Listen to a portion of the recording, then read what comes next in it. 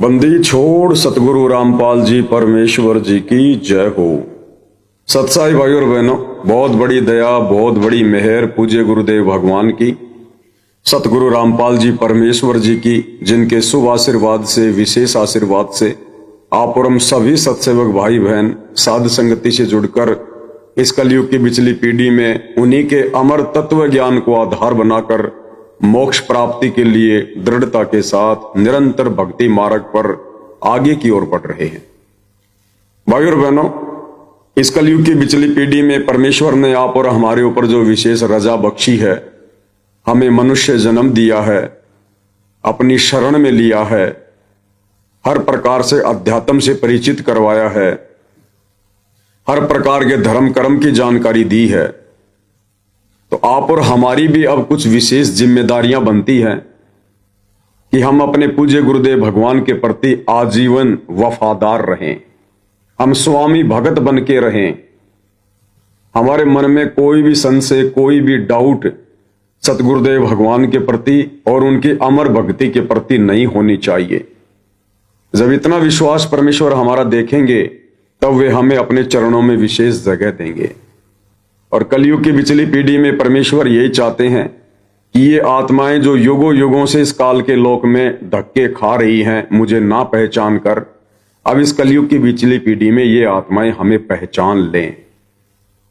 और उसके लिए परमात्मा जी ने, सतगुरु रामपाल जी भगवान ने अपनी तरफ से कोई कसर, कोई कमी, ये भक्ति हमारे दिलो दिमाग में डालने में कसर नहीं छोड़ी है। अब भी यदि कोई कसर रहेगी भाई और बहनों, तो आप और हमारी ही रहेगी। तो भाई और बहनों, शॉर्ट वीडियो के ऊपर जो वीडियो बनाने की श्रृंखला जारी है, आज उसका ये 5वें नंबर का वीडियो है। और आज का वीडियो शुरू करने से पहले हम पूज्य गुरुदेव भगवान का जयकारा लगाएंगे, उनकी वंदना करेंगे, उनसे आशीर्वाद लेंगे। बंदी छोड़ सतगुरु रामपाल जी परमेश्वर जी की जय हो। परम पिता परमात्मा, सारी सृष्टि के सर्जनहार, कुल मालिक, असंख्य ब्रह्मांडों के स्वामी, जगत गुरु, तीनों लोकों में प्रवेश करके सबका धारण पोषण करने वाले राजाधिराज, आत्माधार, नाथों के नाथ, देवों के देव महादेव, सर्वेश्वर महेश्वर, मृत्युंजय, अजरो अमर, आदि अनादि सनातनी प्रभु, जगत पिता जगदीश्वर, श्री श्री 1008 की उपाधि के वास्तविक अधिकारी, अकाल मूर्त सौद स्वरूपी राम वासुदेव, सर्वगतम ब्रह्म, परम पूज्य, प्रथम पूज्य, परम संत, परम पुरुष, परम धनी, परम दयालु, सत्य कबीर, हक्का कबीर, अल्लाहु कबीर, अल्लाहु अकबर, बाखबर, अल्लाह ताला, जगत के तारणहार, जगत के मुक्तिदाता, जगत के जगन्नाथ, हारे के सहारे, हिंदुओं के राम, मुसलमानों के अल्लाह, सिखों के वाहिगुरु, ईसाइयों के मसीह, दया के सागर दयानिधि, करुणा के सागर करुणानिधि,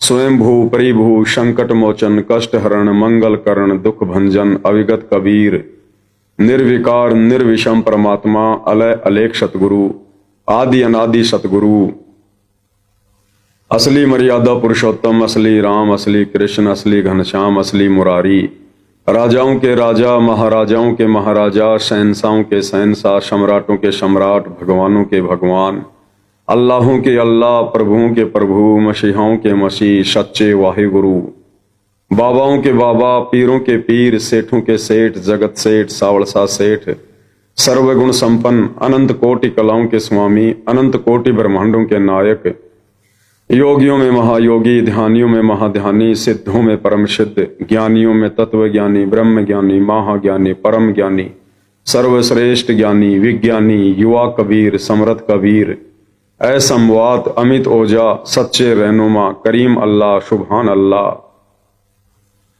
दुनिया के अंतिम पैगंबर, 8 सितंबर 1951 से गांव धनाना, जिला सोनीपत, हरियाणा, भारतवर्ष की पावन भूमि पे प्रकट रियल कल की भगवान श्री नारायण साकार हरि, श्री बाबा साहेब नूर अनंत परमात्मा, सच्चे दरवेश, सच्चे बाखबर, संत शिरोमणि सतगुरु रामपाल जी परमेश्वर जी के चरण कमल में साध संगति से जुड़े हुए देश विदेश से आप और हम सभी सत्सेवक भाई बहनों का अनंत कोटि दंडोत प्रणाम।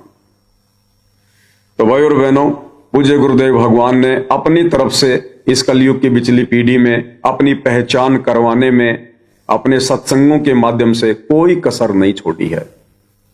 अब यदि उनको ना पहचान पाने वाली कोई कसर रहेगी तो आप और हम भगत भाई बहनों की अपनी अज्ञानता, अपनी नादानी, अपनी मंद बुद्धिता रहेगी। बाकी गुरुदेव ने कोई कसर, कोई कमी नहीं छोड़ी है भाई और बहनों। और वैसे भी इस काल के किस ब्रह्मांड में आकर, काल के लोक में आकर, काल की छाती पर बैठकर और उसी के विरुद्ध सच्चा ज्ञान प्रचार करना, उसके भोजन को उसके मुख से छीनना, ये भाई और बहनों किसी सामान्य व्यक्ति का, सामान्य संत का, महात्मा का काम नहीं है।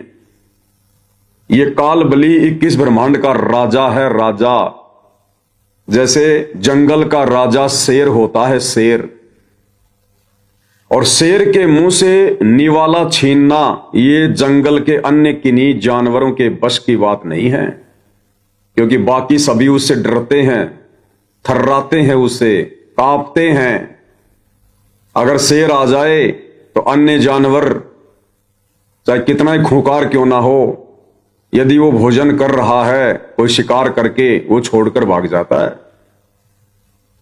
इसी प्रकार ये कालबली 21 ब्रह्मांड का राजा है और आप और हम इस जंगल के सामान्य प्राणी हैं, तुच्छ प्राणी हैं। भला शेर का सामना कोई 21 ब्रह्मांड का प्राणी कर सकता है? काल का सामना कर सकता है कोई? तो भाई और बहनों, इसी प्रकार सतगुरु रामपाल जी परमेश्वर ये अध्यात्म के बब्बर शेर हैं, बब्बर शेर, केहरी। और ये 21 ब्रह्मांड का स्वामी काल ये भी कम नहीं है। परमेश्वर ने इसको गजराज की संज्ञा दी। गजराज यानी हाथियों में सर्वश्रेष्ठ, सर्वशक्तिमान। परंतु जब वो केहरी शेर चिंगाड़ता है, दहाड़ता है, तो परमेश्वर ने बताया वो गजराज भी लीद कर देता है, लीद, और वहां से भाग उठता है। तो भाई और बहनों, सतगुरु रामपाल जी परमेश्वर जी को हम कोई सामान्य व्यक्ति, प्राणी या साधु या मां के गर्भ से 8 सितंबर 1951 को जन्म लेकर आया हुआ कोई प्राणी ना समझें, मानुष समझने की भूल ना करें, अन्यथा ये भूल आप और हम पर बहुत भारी पड़ेगी, बहुत भारी। युगों युगों हम भयंकर कष्टों से गुजरेंगे फिर। और उसके लिए गुरुदेव भगवान ने सत्संग किए हैं ताकि हम ये अपनी कमी पूरी कर लें इस कलयुग की बिचली पीढ़ी में। और गुरुदेव ने हर प्रकार से सत्संगों में अपने परमेश्वर होने के विषय में पुख्ता जानकारी, पुख्ता प्रमाण दिए हैं। देखो भाई और बहनों, परमेश्वर की जिम्मेदारी इस काल के लोक में आकर, इस काल ने जो ज्ञान का अज्ञान बना रखा है, धर्मशास्त्रों में आधा अधूरा ज्ञान इसने लिखवाकर उसका कुप्रचार करवा रखा है। दुनिया भर के अपने दूत, साधु संत महात्माओं के रूप में भेज रखे हैं, जो केवल अर्थों का अनर्थ करते हैं, ज्ञान का अज्ञान करते हैं। परमेश्वर ने आकर हमें सत ज्ञान दिया, शास्त्रों की जानकारी दी, धर्म कर्म की जानकारी दी। अब भाई और बहनों, अब भी अगर हम नहीं समझेंगे, क्योंकि परमेश्वर की, सतगुरु रामपाल जी भगवान की जिम्मेदारी अपने खुद के सत्संगों को समझाने की नहीं है। सतगुरु की जिम्मेदारी केवल धर्मशास्त्रों का सार, निष्कर्ष निकाल कर देने की थी, और गुरुदेव ने उसमें कोई कसर नहीं छोड़ी है। हर धर्म के धर्म ग्रंथ का पूरा विवरण जो हमारे मतलब का है, परमेश्वर ने निकाल कर रख दिया। चारों वेद, गीता, कुरान, बाइबल, तोरेत, जबूर, इंजल, गुरु ग्रंथ साहिब और अन्य छोटे मोटे संत महात्मा, साधु, ऋषि, जो अज्ञानता के कारण आप और हम भोले भाले जीवों में महात्मा बने बैठे थे, ऋषि बने बैठे थे, परमेश्वर ने सभी की पुस्तकें, सभी के प्रवचन सुनाकर, दिखाकर निष्कर्ष दे दिया कि धरती पर किसी के पास सत्संग नहीं है।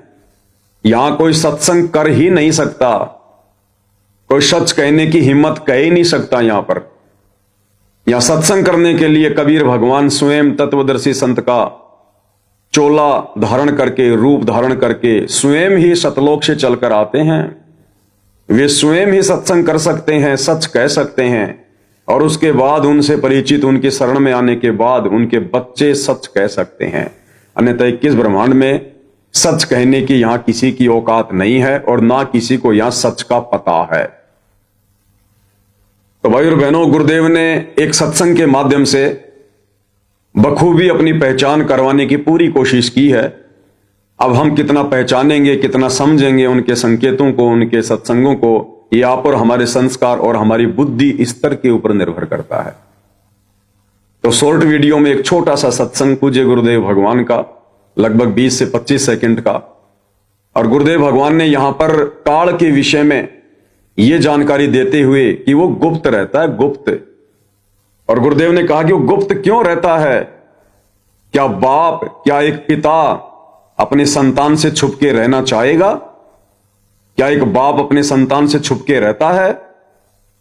वो बाप, वो पिता अपने संतान से छुप कर रहेगा जिसमें कोई खोट है, जिसमें कोई दोष है। और गुरुदेव ने सृष्टि रचना के माध्यम से बता दिया कि इस काल में क्या दोष था, इसने क्या गलती की जिस कारण से इसको शराप लगा, ये दंड का भागी बना।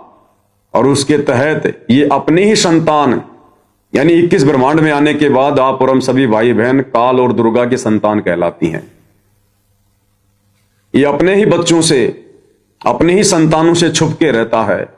ब्रह्मा विष्णु महेश तो सीधे सीधे इसके पुत्र हैं, ये उनको भी अपनी शक्ल सूरत नहीं दिखाता, अपने ओरिजिनल रूप में उनके सामने नहीं आता।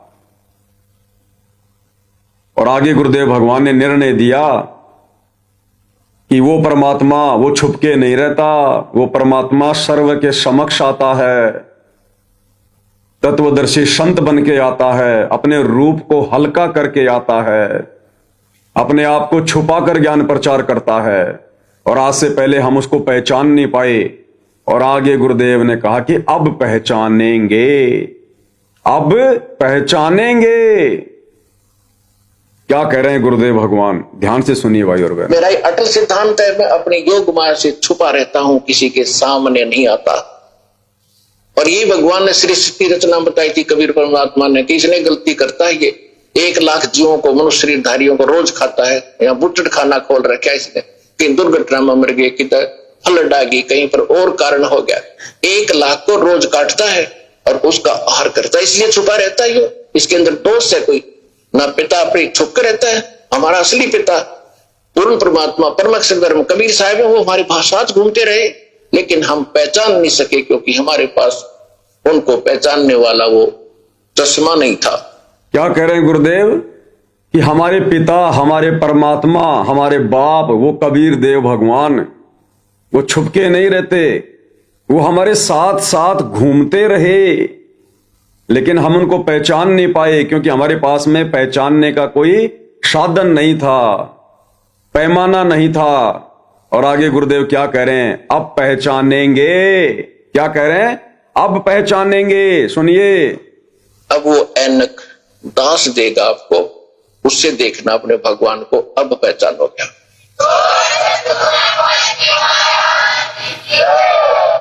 तो गुरुदेव कहते हैं अब वो ऐनक, अब वो चश्मा, तत्व ज्ञान रूपी चश्मा, ये दास आपको देगा, अब पहचानोगे आप, अब पहचानोगे। तो भाई और बहनों, वो ऐनक, वो चश्मा आप और हमें मिल चुका है। 1994 से परमात्मा वो ऐनक, वो चश्मा बांट रहे हैं, अपने तत्व ज्ञान का प्रचार प्रसार कर रहे हैं। तो क्या अब हमने उस परमात्मा को पहचान लिया? नहीं पहचाना भाई और बहनों, नहीं पहचाना। गुरुदेव कह रहे हैं कि अब पहचानेंगे, वो हमारे साथ साथ रहता है, अब पहचानेंगे। लेकिन कितनों ने पहचाना? केवल चंद आत्माओं ने पहचाना, केवल चंद आत्माओं ने। बाकी सतलोक आश्रमों से जुड़े हुए हमारे भाई बहन तो उसी दाढ़ी मूछ वाली कबीर जी की समझे जाने वाली, परमात्मा की समझे जाने वाली मुर्दा फोटो को ही भगवान मान रहे हैं। वो भी नहीं पहचान पाए अभी तक। गुरुदेव कह रहे हैं वो हमारे साथ साथ घूमते हैं। अब वो दाढ़ी मूछ वाली फोटो, उसके पैर नहीं है, वो चल नहीं सकती हमारे साथ साथ, वो फिर नहीं सकती, घूम नहीं सकती हमारे साथ साथ। सन 1994 में से कौन चल रहे हैं, कौन घूम रहे हैं, कौन गांव गांव जाकर लोगों की गालियां खाकर, गुंडा और गुंडा कहलवाकर आप और हमारे तक ज्ञान पहुंचा रहा है? वो पहुंचाएगा जिसकी हम संतान हैं, जिसे अपने बच्चों की चिंता है, तो हमारे साथ साथ घूमते रहे गुरुदेव भगवान सन 1994 से, लेकिन हम उनको पहचान नहीं पा रहे थे। अब परमेश्वर ने 2014 बरवाला कांड के बाद साध संगतियां शुरू की, आप और हमें वो चश्मा दिया, वो ऐनक दिया, और साध संगतियों का एक ही लक्ष्य होता है, एक ही टारगेट होता है, गुरु को ही परमेश्वर के रूप में हृदय से स्वीकार करना। तो अब आप और हम भगत भाई बहनों ने जो साध संगति से जुड़े हुए हैं, केवल उन्होंने पहचाना है, बाकी किसी ने नहीं पहचाना, किसी ने भी। बस उस दाढ़ी मूंछ वाली कबीर जी के समझे जाने वाली फोटो को ही परमात्मा मान लिया, लेकिन उस फोटो को परमात्मा मानने से आप और हमारी बात नहीं बनेगी। गुरुदेव तो हमारे साथ साथ थे, लेकिन हम उनको पहचान नहीं पा रहे थे, क्योंकि वो अपने आप को छुपा रहे थे, अपने आप को भगवान से अन्य सिद्ध कर रहे थे। एक दास, एक भगत, एक संदेशवाहक, परमात्मा की आत्मा। फिर उन्होंने हमारे को चश्मा दिया, ऐनक दिया, तत्व ज्ञान दिया कि मेरे बच्चे मुझे पहचान लेंगे। और उन्हीं के आशीर्वाद से, साथ संगति से जुड़कर आज आप और हम सभी भगत भाई बहनों ने अपने परमपिता परमेश्वर को, अपने भगवान को बखूबी पहचान लिया है, सतगुरु रामपाल जी के रूप में। तो एक बार पुनः सुनिए गुरुदेव भगवान के आशीर्वाद से गुरुदेव भगवान क्या कह रहे हैं। मेरा एक अटल सिद्धांत है, मैं अपनी योग माया से छुपा रहता हूं, किसी के सामने नहीं आता। और ये भगवान ने सृष्टि रचना बताई थी कबीर परमात्मा ने, कि इसने गलती करता है, ये 1 लाख जीवों को, मनुष्य शरीरधारियों को रोज खाता है, या बुचड़ खाना खोल रखा है इसने, कहीं दुर्घटना में मर गए, किधर फ्लड आ गई, कहीं पर और कारण हो गया। 1 लाख को रोज काटता है और उसका आहार करता है, इसलिए छुपा रहता है। ये इसके अंदर दोष है कोई ना, पिता अपने छुप कर रहता है। हमारा असली पिता पूर्ण परमात्मा परम अक्षर धर्म कबीर साहब है, वो हमारे पास घूमते रहे, लेकिन हम पहचान नहीं सके, क्योंकि हमारे पास उनको पहचानने वाला वो चश्मा नहीं था। अब वो ऐनक दास देगा आपको, उससे देखना अपने भगवान को, अब पहचान हो गया।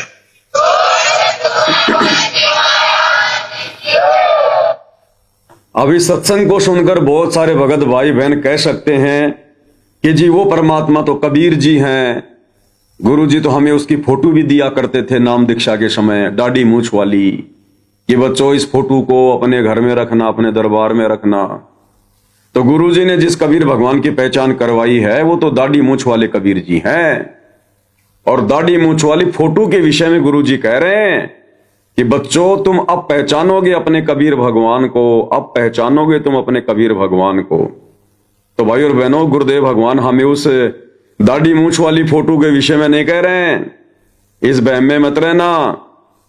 उस दाढ़ी मूछ वाली फोटो को तो गुरुदेव भगवान ने रिजेक्ट कर दिया, रिजेक्ट कर दिया मालिक ने। क्या कहकर? एक सत्संग में गुरुदेव ने बिल्कुल क्लियर कर दिया कि हम जो चित्र देखते हैं प्रभु का, कौन सा? दाढ़ी मूछ वाला। कि हम जो चित्र देखते हैं प्रभु का, ऐसा रूप नहीं है, ऐसा रूप नहीं है। वो तो किसी भी रूप में कभी भी आकर प्रकट हो जाता है, अपनी आत्माओं को ज्ञान देता है, शतलोक की जानकारी देता है। तो गुरुदेव ने कहा ना कि अब पहचानेंगे अपने परमात्मा को।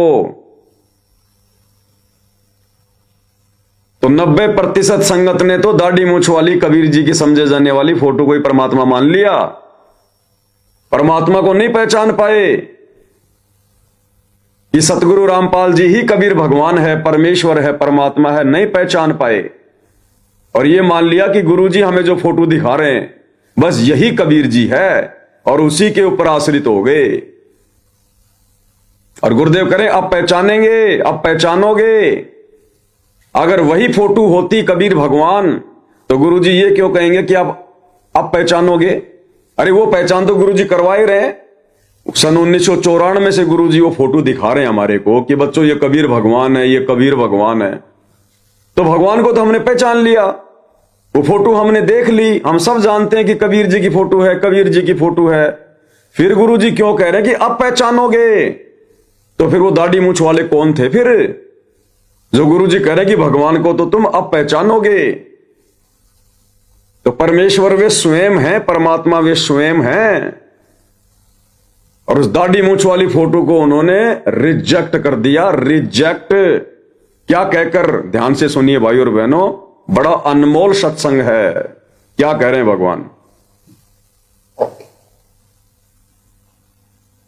अपने आत्माओं अब तो ये दास बैठा है, यदि यहां परमात्मा इसी मानव शरीर तो है ही उनका, क्योंकि बनारस में 120 वर्ष रहे, और अब भी वो आ जाते।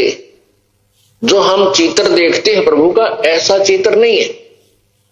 वो तो ना जाने कितने स्वरूप है उस मालिक के, वो किसी भी रूप में आकर के अपना ज्ञान बताता है, अपनी प्यारी आत्माओं को अपने चरणों में लगा के भक्ति करवा के सतलोक ले जाता है।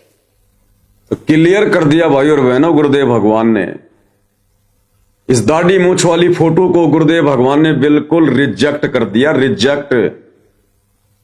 तो बताओ सतलोक आश्रमों से जुड़े हुए भाई बहनों, तुम किसे भगवान मानकर पूज रहे हो? तुमने क्या पहचाना? अरे कुछ भी तो नहीं पहचाना। तुम जिस दाढ़ी मूंछ वाली फोटो को कबीर मान के पूज रहे हो, जून के महीने में कबीर प्रगट दिवस मना रहे हो, गुरुदेव ने तो रिजेक्ट कर दिया कि प्रभु ऐसा नहीं है जो हम चित्र देख रहे हैं। वो तो ना जाने किस रूप में आ जाते हैं अपनी आत्माओं को ज्ञान देने के लिए। एक बार ध्यान से सुनो भाई और बहनों, इसलिए गुरुदेव कह रहे हैं कि अब पहचानोगे भगवान को, अब पहचानोगे। ध्यान से सुनिएगा। अपने आत्माओं अब तो ये दास बैठा है, यदि यहां परमात्मा इसी मानव शरीर तो है ही उनका, क्योंकि बनारस में 120 वर्ष रहे, और अब भी वो आ जाते।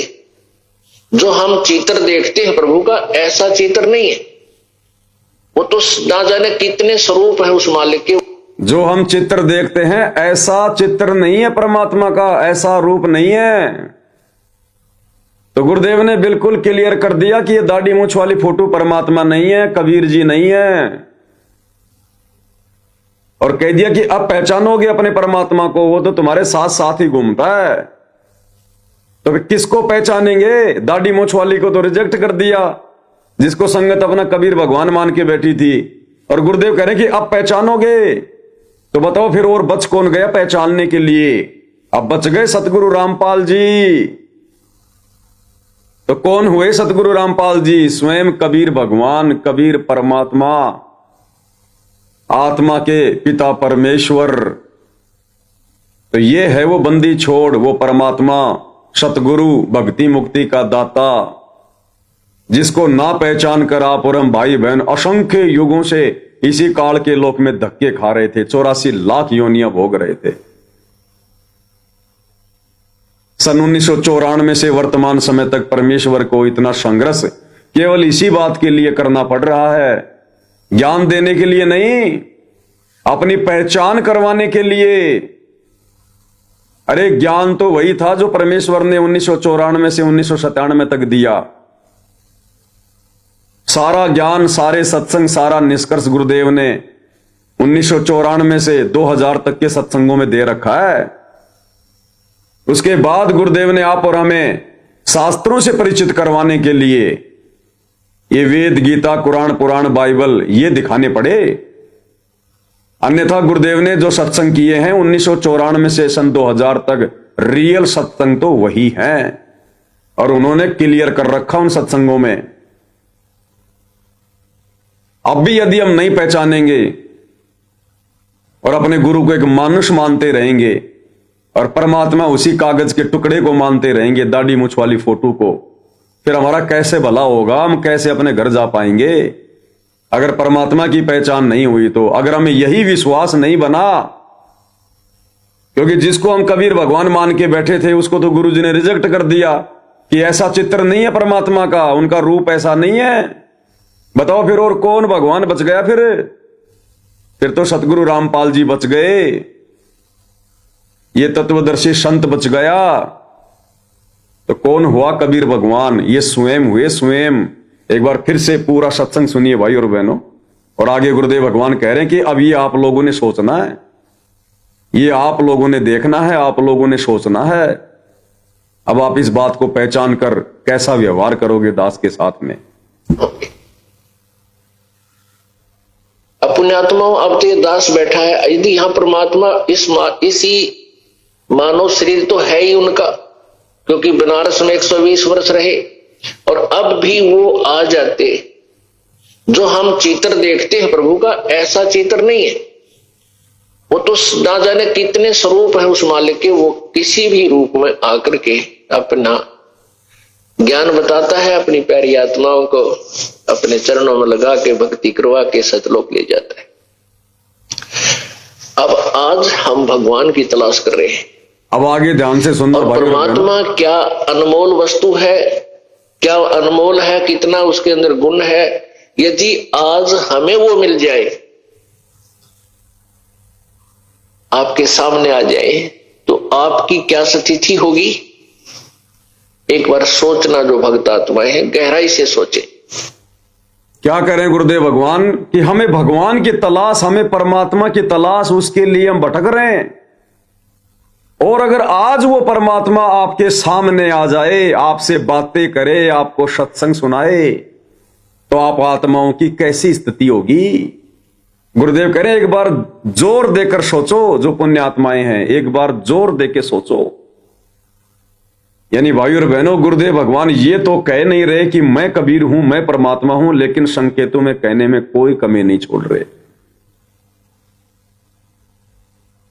और उस कागज वाली फोटो को रिजेक्ट करके कि प्रभु का ऐसा चित्र नहीं है, ऐसा रूप नहीं है, और स्वयं को कबीर भगवान सिद्ध कर दिया।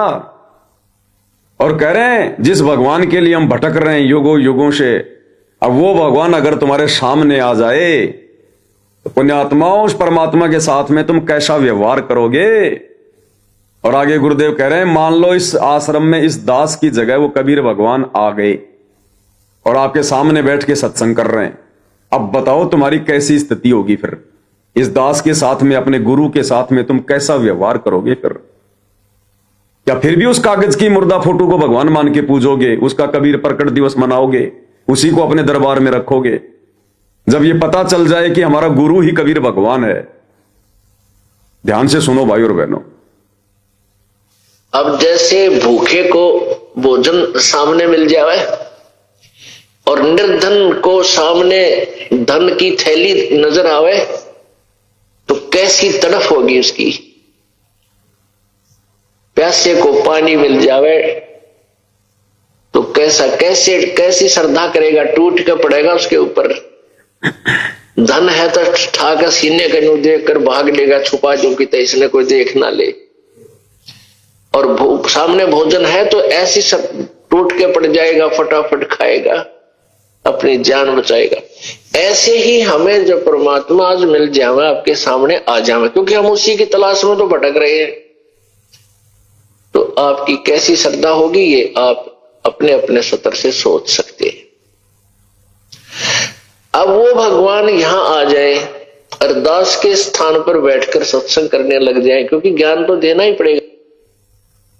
क्या कह रहे हैं गुरुदेव? अब वो भगवान यहां आ जाए और दास के स्थान पर बैठ के सत्संग करने लग जाए, क्योंकि ज्ञान तो देना ही पड़ेगा, क्योंकि ज्ञान तो देना ही पड़ेगा।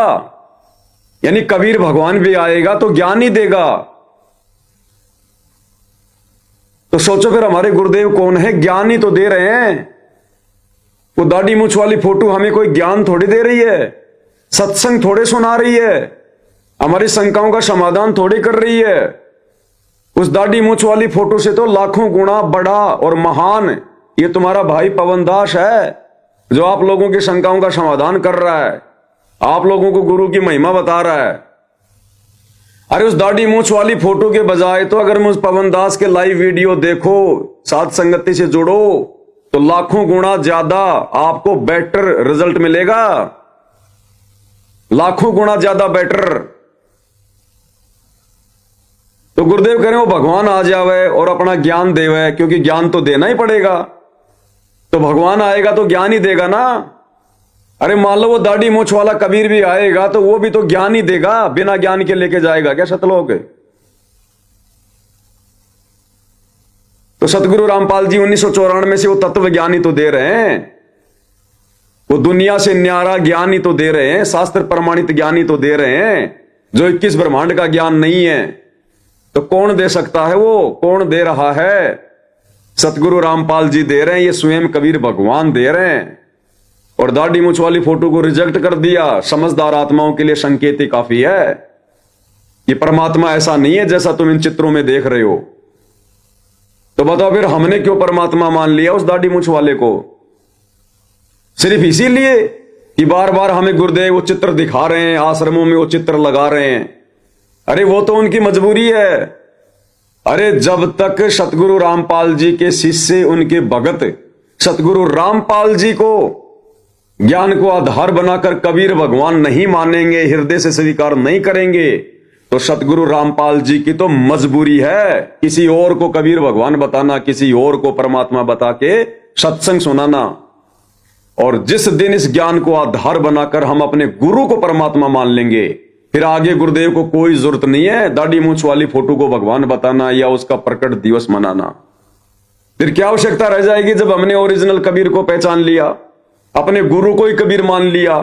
फिर क्यों गुरुदेव जून के महीने में कबीर प्रकट दिवस मनाएंगे? अरे जैसे 2014 बरवाला कांड है, उसके बाद आप और हम भगत भाई बहनों ने कबीर जी को परमात्मा मान लिया। और देखो भाई और बहनों, कबीर जी को परमेश्वर मानने की, यानी सतगुरु रामपाल जी को परमेश्वर मानने की, कबीर भगवान मानने की प्रोसीजर ये कैसे शुरू हुई आप लोगों को पता है? सन 2018 में राजस्थान के जयपुर से ये दास पवन दास, साथ में अपने कजोड़ भाई और साथ में अपने रूपदास भाई, जो कि जयपुर में नाई की दुकान है उनकी, हम तीनों आत्माएं राजस्थान के देवली में साध संगति में गए थे।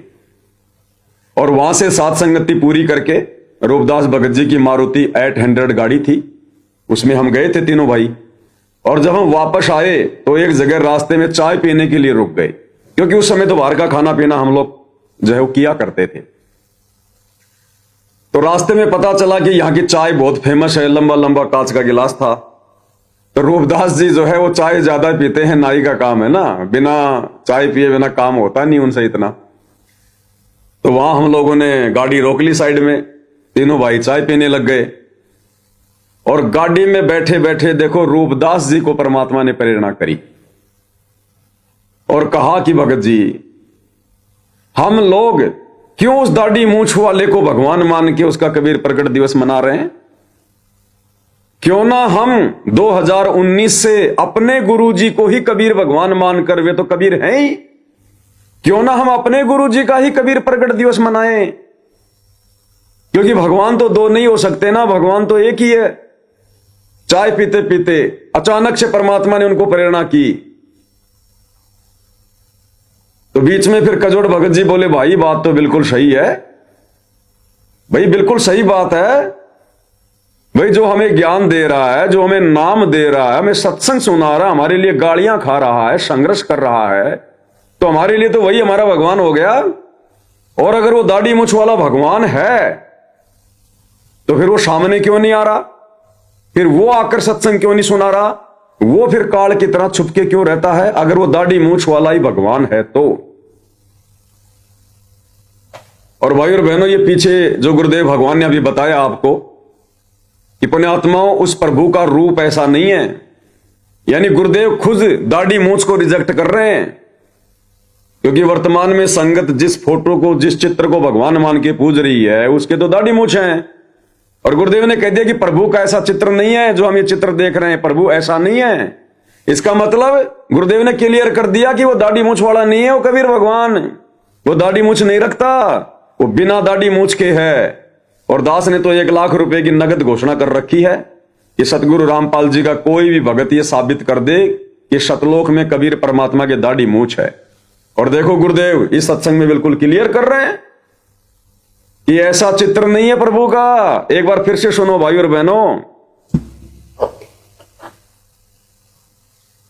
पुण्यात्माओं, अब तो ये दास बैठा है, यदि यहां परमात्मा इसी मानव शरीर तो है ही उनका, क्योंकि बनारस में 120 वर्ष रहे, और अब भी वो आ जाते। अब सुनो, जो हम चित्र देखते हैं प्रभु का, ऐसा चित्र नहीं है। जो हम चित्र देखते हैं प्रभु का, ऐसा चित्र नहीं है। तो बताओ फिर संगत ने क्यों इसको कबीर भगवान मान लिया? गुरुदेव तो इसको रिजेक्ट कर रहे हैं, अपने सत्संग में रिजेक्ट कर रहे हैं। बहुत सारे भाई बहन कहते हैं ना कि भाई तुम लोग इस दाढ़ी मूंछ वाली फोटो को भगवान क्यों नहीं मानते, गुरुजी ने तो खुद बताया। तो गुरुजी तो खुद देखो रिजेक्ट भी कर रहे हैं। अब ये रिजेक्ट वाली बात भी तो माननी पड़ेगी। अब गुरुजी ने इस फोटो को भगवान बताया, वो हमें समझ में आ गया, क्योंकि भाई शुरुआत में उनकी मजबूरी थी। अगर वे खुद को कबीर जी कहते तो कोई उनके सत्संग भी ना सुनता। इसलिए गुरुदेव ने अपने आप को छुपाकर स्वयं कबीर होते हुए और आप और हमारे तक ये ज्ञान पहुंचाने के लिए इस दाढ़ी मूंछ वाली फोटो को सामने रखकर कहा कि कबीर भगवान। लेकिन भैया 30 साल हो गई, अब 30 साल ज्ञान बतेरा दे लिया गुरुदेव ने। अब हमने गुरु को परमात्मा मानना पड़ेगा, पहचानना पड़ेगा। तो अब गुरुदेव उसी फोटो को, संगत जिस कबीर की समझे जाने वाली नकली फोटो को, दाढ़ी मूंछ वाली फोटो को, कागज के टुकड़े को अपना कबीर भगवान मान के पूज रही है, सतगुरु रामपाल जी उसे रिजेक्ट कर रहे हैं। रिजेक्ट। पुण्यात्मा, हम जो चित्र देख रहे हैं ऐसा चित्र नहीं है प्रभु का। तो इस चित्र में तो दाढ़ी मूंछ है, तो क्या भगवान की दाढ़ी मूंछ नहीं है क्या? हाँ, नहीं है, भगवान की दाढ़ी मूंछ है। भगवान हमारे सामने बैठे सत्संग कर रहे, हमारे गुरु के रूप में आ गए भगवान। तत्वदर्शी संत की भूमिका कौन निभाएगा? इस काल के लोक में आके सत्संग कौन कर सकता है? भगवान। तो सत्संग कौन कर रहे हैं? सतगुरु रामपाल जी। कौन हुए सतगुरु रामपाल जी? और गुरुदेव ने कहा कि बच्चों, अपने द्वारा रची गई सृष्टि को वो कबीर भगवान ही बता सकता है। एक जीव क्या बता दे? तो 94 से कौन बता रहे हैं सृष्टि रचना? सत्संग कौन कर रहे हैं? तत्वदर्शी संत की भूमिका में कौन है? और अब गुरुदेव साफ साफ रिजेक्ट कर रहे हैं इस कागज के टुकड़े को, दाढ़ी मूंछ वाली फोटो को। एक बार फिर से सुन लो भाई और बहनों, अगर समझ में नहीं आ रही है तो, क्योंकि साथ संगति का काम है समझाना। पुण्यात्माओं, अब तो ये दास बैठा है, यदि यहाँ परमात्मा इसी मानव शरीर तो है ही उनका, सुनो, क्योंकि बनारस में 120 वर्ष रहे। अब सुनो, और अब भी वो आ जाते। जो हम चित्र देखते हैं प्रभु का, ऐसा चित्र नहीं है। वो तो ना जाने कितने स्वरूप है उस मालिक के, वो किसी भी रूप में आकर के अपना ज्ञान बताता है, अपनी प्यारी आत्माओं को अपने चरणों में लगा के भक्ति करवा के सतलोक ले जाता है। तो बताओ भाई और बहनों, हाथ कंगन को आरसी क्या, पढ़े लिखे को फारसी क्या, और क्या प्रमाण चाहिए? अब क्या सबूत चाहिए इससे ज्यादा? अब गुरुदेव खुल्लम खुल्ला नहीं कहेंगे भाई, उनका भी काल के साथ एग्रीमेंट है। और परमेश्वर कलयुग की पिछली पीढ़ी में जो आत्माएं ज्ञान को आधार बनाकर भक्ति करेंगी, उन्हीं को सतलोक लेकर जाएंगे। अगर इन्होंने खुल्लम खुल्ला ही बताना होता तो भाई और बहनों, आप और हमें शिक्षा देने की आवश्यकता नहीं थी, हमें पढ़ा लिखा इंसान बनाने की जरूरत नहीं थी, अक्षर ज्ञान से युक्त कराने की जरूरत नहीं थी।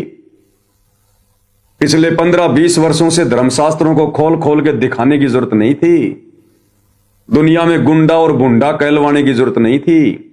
ये तत्व ज्ञान देने की जरूरत नहीं थी। सीधा सीधा हाथ पकड़ के ले जाते परमात्मा। ये तो समर्थ है, फिर इनको रोक कौन देगा? अगर ये सतलोक ले जाना चाहें तो काल की औकात है क्या हमें रोक देंगे? इनका हाथ पकड़ने वाला कौन है किस ब्रह्मांड में?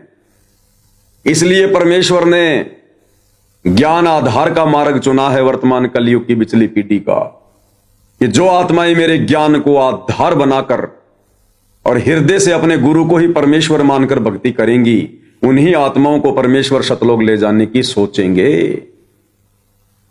तो इस फोटो को गुरुदेव ने बिल्कुल रिजेक्ट कर दिया, बिल्कुल रिजेक्ट। अब तो कम से कम भगत भाई बहनों के समझ में आ जानी चाहिए कि सतगुरु रामपाल जी परमेश्वर कौन है। और एक छोटा सा सत्संग आपको और सुनाते हैं भाई और बहनों। इसमें गुरुदेव ने बिल्कुल क्लियर कर दिया और भी। और क्या कह रहे हैं गुरुदेव भगवान, ध्यान से सुनिएगा।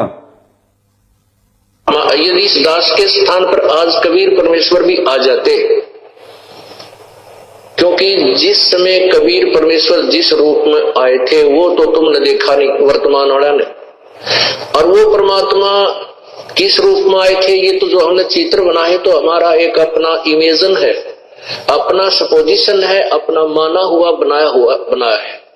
लेकिन वो परमात्मा अब आ जाए तो जिस रूप में वो पहले आया था वो तो तुमने देखा नहीं, और ईब जिस मारा उसने तो मानो को नहीं।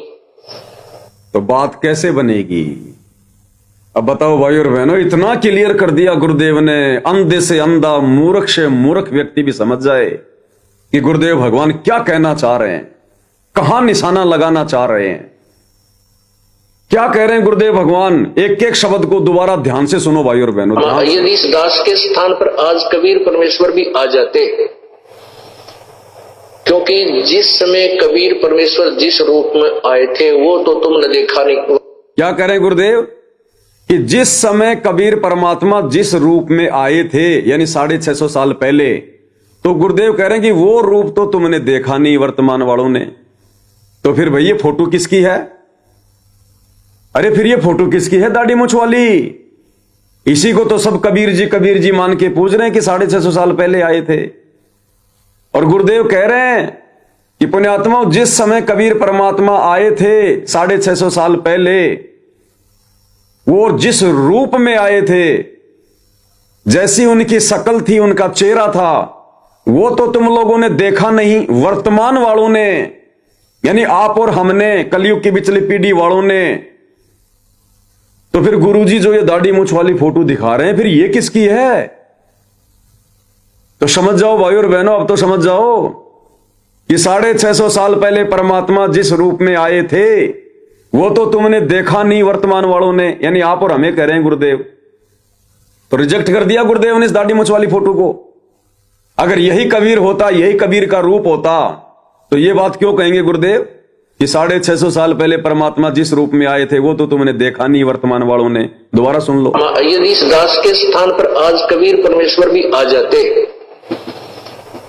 क्योंकि जिस समय कबीर परमेश्वर जिस रूप में आए थे वो तो तुमने देखा नहीं वर्तमान वालों ने, वो तो तुमने देखा नहीं वर्तमान वालों ने।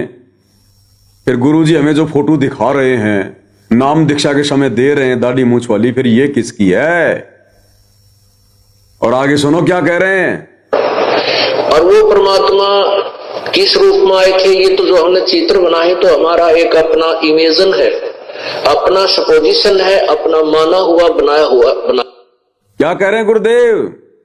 और वो परमात्मा जिस रूप में आए थे, ये जो हमने फोटोएं बना रखी हैं, जो चित्र बना रखे हैं, ये दाढ़ी मूंछ वाले, गुरुदेव कहते हैं ये तो हमारी सोची हुई है, ये तो हमारी इमेजिन है, ये तो कल्पना है, कल्पना।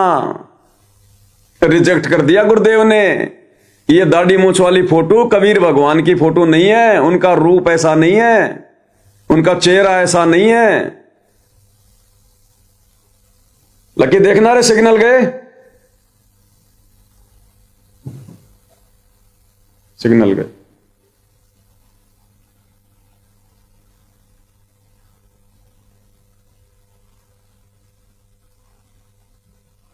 कॉपी नहीं किया था क्या?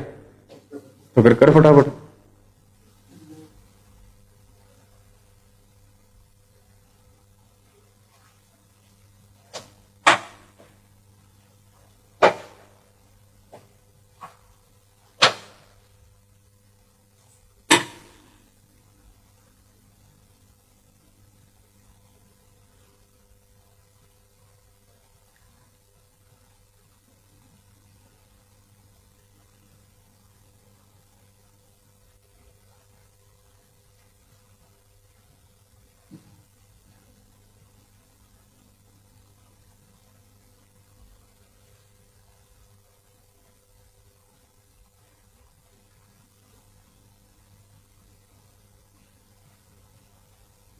बीच में थोड़ा भाई और बहनों इंटरनेट का दिक्कत आ जाता है, कभी कभार डिस्कनेक्ट हो जाता है बीच में। तो गुरुदेव भगवान ने बिल्कुल क्लियर कर दिया कि जो तुम ये चित्र देख रहे हो ना, जो तुमने बना रखे हैं कबीर भगवान के नाम के, ये तो अपनी इमेजिन है, सोची हुई अपनी कल्पना है, ये तो बनावटी है, ओरिजिनल नहीं है। तो रिजेक्ट कर दी गुरुदेव ने ये फोटो दाढ़ी मूंछ वाली, जिसको संगत कबीर भगवान मान के अपने दरबार में सजा के बैठी है, जो उनके महीने में जिस नकली फोटो का कबीर प्रकट दिवस मना रही है और शतलोक जाने की सोच रही है अपने गुरुजी को दुखी करके। एक बार फिर से सुनो क्या कह रहे हैं गुरुदेव। ये तो तुम्हारी इमेजिन है, इमेजिन, कल्पना। आए थे वो तो तुमने देखा नहीं, वर्तमान वाला ने। और वो परमात्मा किस रूप में आए थे, ये तो जो हमने चित्र बनाए तो हमारा एक अपना इमेजिन है, अपना सपोजिशन है, अपना माना हुआ बनाया है। लेकिन वो परमात्मा अब आ जाए। और आगे क्या कह रहे हैं अब गुरुदेव भगवान कि 650 साल पहले परमात्मा जिस रूप में आए थे वो तो तुमने देखा नहीं, और वर्तमान में वो जिस रूप में आ जाएं उसको तुम मानोगे नहीं। यानी गुरुदेव कहना चाह रहे हैं कि वर्तमान में मैं खुद आ गया, अब मुझे तुम मानोगे नहीं तो मोक्ष होगा कैसे, सतलोक जाओगे कैसे। क्या कह रहे हैं कि 650 साल पहले वो भगवान जिस रूप में आए थे वो तो तुमने देखा नहीं, और वर्तमान में जो आया हुआ है अगर वो आ जाए उसको तुम मानो नहीं तो मोक्ष कैसे होगा फिर। सुनो, तो जिस रूप में वो पहले आया था वो तो तुमने देखा नहीं, और ईब जिसमें आ रहा उसने तुम मानो को नहीं, तो फिर कैसे बात बनेगी, फिर कैसे मोक्ष होगा। अब इससे ज्यादा खुलकर और क्या कहेंगे गुरुदेव भगवान, बिल्कुल क्लियर कर दिया परमात्मा ने। इसलिए भाई और बहनों, हम सत्सेवकों ने उस दाढ़ी मूंछ वाली फोटो को जो लाखों की भोली भाली संगत बेचारी कबीर मान के पूज रही है, हमने उस फोटो को रिजेक्ट कर दिया, उस फोटो को फाड़ फाड़ के फेंक दिया, हमने अपने घरों से बाहर निकाल दिया और अपने घर पर अपने दरबार में केवल गुरुदेव भगवान की ही फोटो रखी है। एकमात्र उन्हीं की तस्वीर रखी हमने, ओरिजिनल कबीर की, जिंदा कबीर की, रियल कबीर की। और क्या कह रहे हैं गुरुदेव भगवान, हम नादान भक्तों की वो भ्रमणा जड़ से खत्म करना चाह रहे हैं, जड़ से, कि तुम अपनी अज्ञानता के चलते जो इस दाढ़ी मूंछ वाली कबीर जी की समझे जाने वाली फोटो को, जो कि बनावटी है, इमेजिन है, नकली है, तुम जो इसको भगवान मान बैठे हो ना, ये दिलो दिमाग से निकाल दो। अब और क्या कह रहे हैं गुरुदेव भगवान इस अनमोल सत्संग में कि पुण्यात्माओं, तुम ये ना समझना कि वो कबीर भगवान आएगा तो टोपी टापी लगा के आएगा, दाढ़ी वाड़ी लगा के आएगा जो तुम इन फोटो में देख रहे हो। क्या कह रहे हैं भाई और बहनों, ध्यान से सुन लो अपने विषय में क्या बता रहे हैं गुरुदेव, क्या समझाना चाह रहे हैं। और उस दाढ़ी मूंछ वाली फोटो को, वो सिर पे टोपा, दाढ़ी वाड़ी मूंछ वाछ, गुरुदेव उसको रिजेक्ट कर रहे हैं कि ये ना सोचना कि आज भी अगर वो कबीर भगवान आएगा तो दाढ़ी वाड़ी लगा के आएगा, टोपा टापा पहन के आएगा। सुनिए क्या कह रहे हैं गुरुदेव भगवान, अनमोल सत्संग। आज ये दास आपके पास है और अब कबीर परमात्मा आ जाए। अब जरूरी नहीं है वो कबीर भगवान इस स्वरूप में जो आप रोज देखते हो, दाढ़ी दूढ़ी बुढ़ाकर टोपी टापी पहन के ना, वो किसी भी रूप में आ सकता है। और यहाँ इस दास के स्थान पर वो परमेश्वर आ जाए और आपके साथ ऐसे ही ज्ञान देवे, आपको आशीर्वाद देवे, मिले, सत्संग करें, तो आप उनके साथ क्या व्यवहार करोगे। अब जो पुण्यात्मा है वो तो समझ गए होंगे क्या व्यवहार कराएंगे कि परमात्मा की तलाश और परमात्मा सामने, फिर व्यवहार के फिर तो समर्पण होगा। तो कहने का भाव ये है कि जैसे ये दास उस परमेश्वर का ही स्वरूप मानना होगा। कैसे, जैसे एक क्लियर कर दिया गुरुदेव भगवान ने, क्लियर। ये जो पुण्यात्मा है वो तो समझ गई होंगी, जो पुण्यात्मा है, जो विशेष आत्मा है, जो अधिकारी आत्मा है, गुरुदेव कह रहे हैं वो तो समझ गई होंगी कि भाई फिर व्यवहार क्या, फिर तो समर्पण करेंगे, समर्पण। तो गुरुदेव कहना चाह रहे हैं कि नादानो, वो कबीर भगवान तुम्हारे सामने बैठा, तुम्हारा गुरु, तत्वदर्शी संत, और परमात्मा मानकर कि मम संत मुझे जान मेरा ही स्वरूपम, समर्पित हो जाओ, समर्पित। अग्रम मग्रम की अब कोई गुंजाइश नहीं होनी चाहिए। अब इससे ज्यादा और क्या समझाएंगे गुरुदेव। इसीलिए परमात्मा कहते हैं शब्द सैन सतगुरु की पहचान है, वो पावे अटल सुहाग रे। यानी स्पष्ट रूप से गुरुदेव कह रहे हैं, मैं नहीं कहूंगा कि मैं भगवान हूं, मैं परमात्मा हूं, लेकिन सत्संगों में संकेत करूंगा और मेरे सत्संगों में छुपे हुए उन संकेतों को जो समझ जाएगा और गुरु को परमेश्वर मानकर, कबीर मानकर, समर्पित होकर भक्ति करेगा, कहते हैं वो पावे अटल सुहाग रे। शब्द सैन सतगुरु की पहचान है। वो पावे अटल सुहाग रे, वही आत्मा अटल सुहाग यानी सतलोक को प्राप्त करेगी, उस परमेश्वर को प्राप्त होगी। अब बताओ भाई और बहनों, क्या कसर छोड़ दी गुरुदेव भगवान ने, क्या कमी छोड़ दी परमात्मा ने? हर प्रकार से गुरुदेव ने अपने विषय में जानकारी देने में कोई कसर नहीं छोड़ी। फिर भी किसी को लगता है कि भाई कोई कमी रह गई होगी, तो एक सत्संग में गुरुदेव भगवान और कह रहे हैं कि हु इज गॉड, और गुरुदेव कह रहे हैं अब तो वो परमात्मा आपके सामने आके खड़ा हो गया, आपके सामने आके। अब बताओ, दाढ़ी मूंछ वाला कबीर हमारे सामने आके कहां खड़ा है? और गुरुदेव इस 2 मिनट के सत्संग में लास्ट में कह रहे हैं कि पुण्यात्माओं, अब तो वो कबीर परमात्मा आपके सामने आके खड़ा हो गया, सामने आके। अरे सामने आके खड़ा वो होगा जो जिंदा होगा, जो साक्षात होगा। वो फोटो हमारे सामने क्या खड़ी होगी? क्या कह रहे हैं गुरुदेव भगवान इस अनमोल सत्संग में? अपने आत्माओं, परमात्मा ने 600 वर्ष पहले बताया था, धर्मदास ये जग बोरा ना, कोई न जाने पद निर्वाणा। यही कारण मैं कथा पसारा, सबसे कहिए एक राम न्यारा। अब अपनी महिमा आप ही बता रहे हैं। अब मैं तुमसे कहूं चताई, तेरे देव की उत्पत्ति भाई। कुछ संक्षेप कहूं गहुराई, सब सन से तुमरे मिट जाई।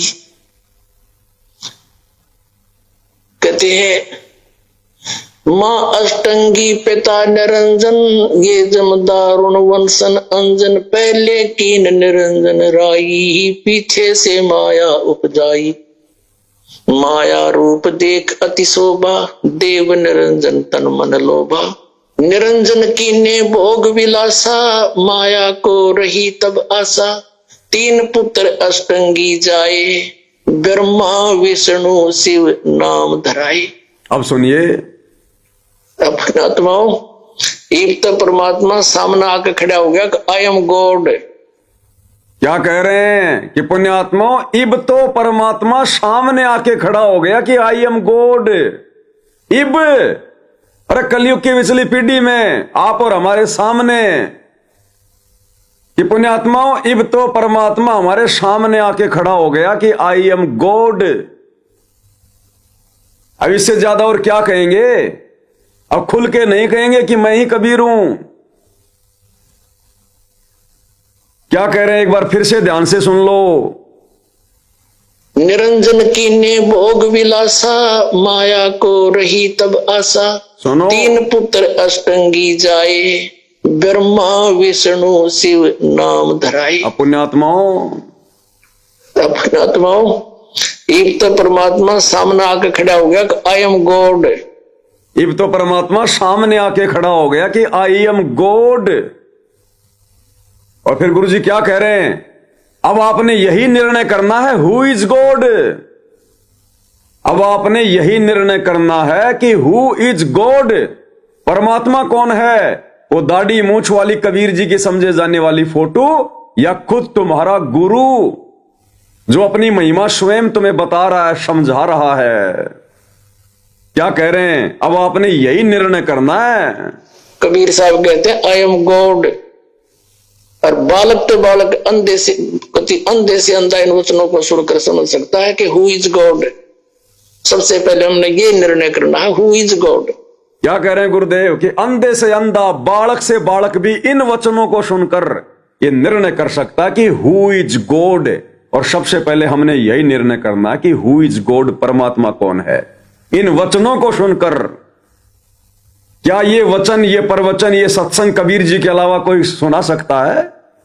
ये ज्ञान, ये तत्व ज्ञान, सृष्टि रचना कबीर जी के अलावा कोई बता सकता है? इस काल के लोक में, इसके क्षेत्र में, इसकी छाती पर बैठकर लाखों आत्माओं को यह तत्व ज्ञान कोई बता सकता है, कोई सुना सकता है क्या? इस काल रूपी शेर के मुंह से निवाड़ा यहां का कोई गीदड़ निकाल सकता है क्या? क्योंकि 21 ब्रह्मांड के सभी प्राणी केवल गीदड़ हैं, काल के आगे गीदड़। कि अर्जुन, बलवानों का बल और बुद्धिमानों की बुद्धि मैं हूं, मैं हाथियों में गजराज हूं और शेरों में मैं किहरी हूं, और बाकी सब यहां गीदड़ हैं, भेड़ बकरियां हैं, ये जितने भी जीव हैं। तो गुरुदेव कह रहे इन वचनों को सुनकर, इन प्रवचनों को सुनकर कति बालक से बालक और अंधे से अंधा भी समझ सकता कि हु इज गॉड। तो सत्सेवक भाई बहनों ने समझा, सत्सेवक भाई बहनों ने पहचाना कि हु इज गॉड। और गुरुदेव कह रहे सबसे पहले हमने यही निर्णय करना है, क्योंकि यह निर्णय हुए बिना कि वर्तमान में धरती पर जिंदा कबीर कौन है, कहां है, हम शतलोक लाख जन्म भी नहीं जा सकते, लाख जन्म भी। इसलिए परमेश्वर साथ संगति के माध्यम से इसी बात पर जोर दिलवाते हैं कि गुरु ही परमात्मा, गुरु ही भगवान, गुरु ही परमात्मा, गुरु ही भगवान। ये हमारी सबसे बड़ी गलती रही है युगों युगों से कि हम गुरु रूप में आए हुए कबीर जी को पहचान नहीं पाए। एक बार फिर से सुन लो क्या कह रहे हैं गुरुदेव भगवान। माया रूप देख अति शोभा, देव निरंजन तन मन लोभा, निरंजन कीने भोग विलासा, माया को रही तब आशा, तीन पुत्र अष्टंगी जाए, ब्रह्मा विष्णु शिव नाम धराए। और गुरु जी हंसते हुए कह रहे हैं, हंसते हुए, कि मूर्खो, इतना ज्ञान सुनने के बाद भी तुम पहचान नहीं पा रहे कि हु इज गॉड। हंसते हुए कह रहे हैं गुरु जी आगे। आत्माओं, एक तो परमात्मा सामने आके खड़ा हो गया, आई एम गॉड। सामने कबीर साहब कहते हैं आई एम गॉड। और बालक तो बालक अंधे से अंधा इन वचनों को सुनकर समझ सकता है कि हु इज गॉड। सबसे पहले हमने ये निर्णय करना है हु इज गॉड। अब ये क्लियर हो गया, क्लियर हो गया भाई, क्लियर गुरु जी की तरफ से तो हो गया क्लियर, और साथ संगति वाले भाई बहनों की तरफ से भी हो गया बिल्कुल क्लियर कि हु इज गॉड।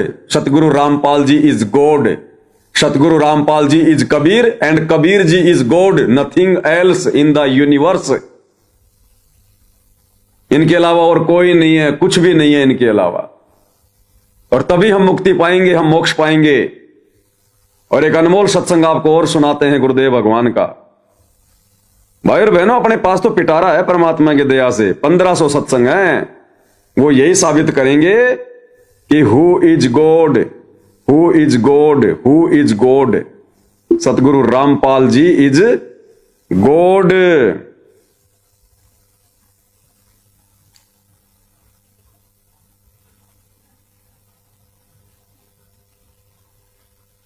अभी सत्संग में देखिए भाई और बहनों, पूज्य गुरुदेव भगवान किस प्रकार से कह रहे हैं कि पुण्यात्माओं, जब भी ये दास आपके सामने आए तो आप ये ना समझना कि रामपाल आ गया, ये समझना कि कबीर भगवान आ गए। इसलिए गुरुदेव कह रहे हैं कि इन वचनों को सुनकर अंधे से अंधा और कति बालक से बालक, क्योंकि बालक मंद बुद्धि होता है। गुरुदेव कहते हैं इतना तुम्हें क्लियर कर दिया, मंद बुद्धि से मंद बुद्धि व्यक्ति भी इन सत्संगों को सुनकर यह समझ सकता है, निर्णय कर सकता कि हु इज गॉड, कबीर कौन है वर्तमान में धरती पर। और क्या कह रहे हैं गुरुदेव भगवान। तो गुरु जी के सामने आते ही आपको ऐसा महसूस हो जैसे मैं भगवान के सामने जा रहा हूं। अति विनम्रता हो, आधीनी हो, आंखों में एक विशेष प्यार हो, आत्मा गदगद हो। और जब भी गुरुदेव आपके समक्ष आए, आप ये ना समझे कि ये दास रामपाल आ गया है, ये समझे कि भगवान आ गए। ये दास भगवान नहीं है, लेकिन आपकी रिहर्सल कराने के लिए ये एक कठपुतली, एक ड्रावा आपके सामने रखना पड़ेगा, खड़ा रहना पड़ेगा, ताकि आप जो परमात्मा आवे तो वहां कोई रिहर्सल में उनके सामने को जो वास्तविक आपकी परेड होगी उसमें कमी ना रहे। गुरुदेव भगवान अपने विषय में, अपने कबीर भगवान होने के विषय में वास्तविकता भी बता गए और अपने आप को इस काललोक के विधान के अनुसार छुपा भी गए कि जब भी ये दास आपके सामने आवे तो ये ना समझना कि रामपाल आ गया, ये समझना कबीर भगवान आ गया। और फिर अपने आप को छुपा गए, ये दास भगवान नहीं है, लेकिन आपने मानना पड़ेगा। अरे जो है ही नहीं वो कैसे कह सकता है कि मैं कबीर भगवान हूं? वही कह सकता है जो असल में भगवान है, जो असल में परमात्मा है, जो असल में परमेश्वर है।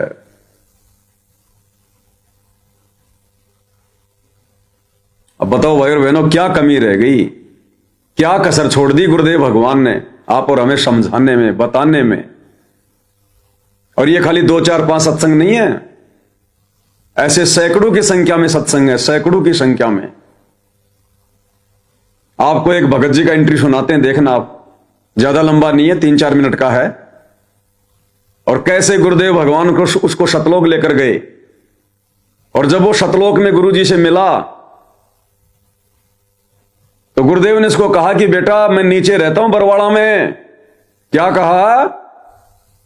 उसने देखा कि सतलोक में सिंहासन पर सतगुरु रामपाल जी बैठे हैं, कोई दाढ़ी मूछ वाला नहीं बैठा, कोई पीर बाबा नहीं बैठा वहां, कोई जिंदा विंदा नहीं बैठा। और गुरुदेव ने कहा कि बेटा तू नीचे जा, अब तू नीचे जा और देख मैं नीचे बरवाड़ा में रहता हूं, बरवाड़ा में।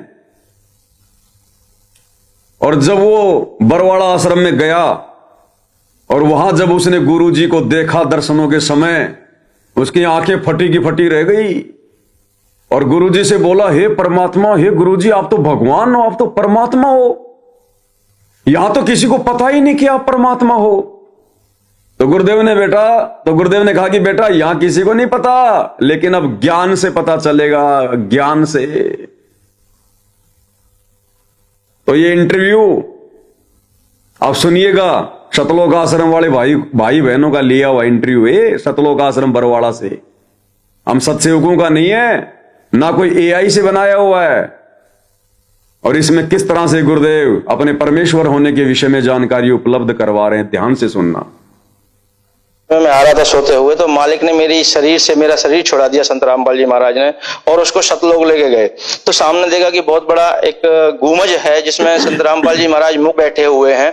सामने एक बहुत बड़ा गुम्मज है सतलोक में, जहां सतगुरु रामपाल जी महाराज बैठे हुए हैं।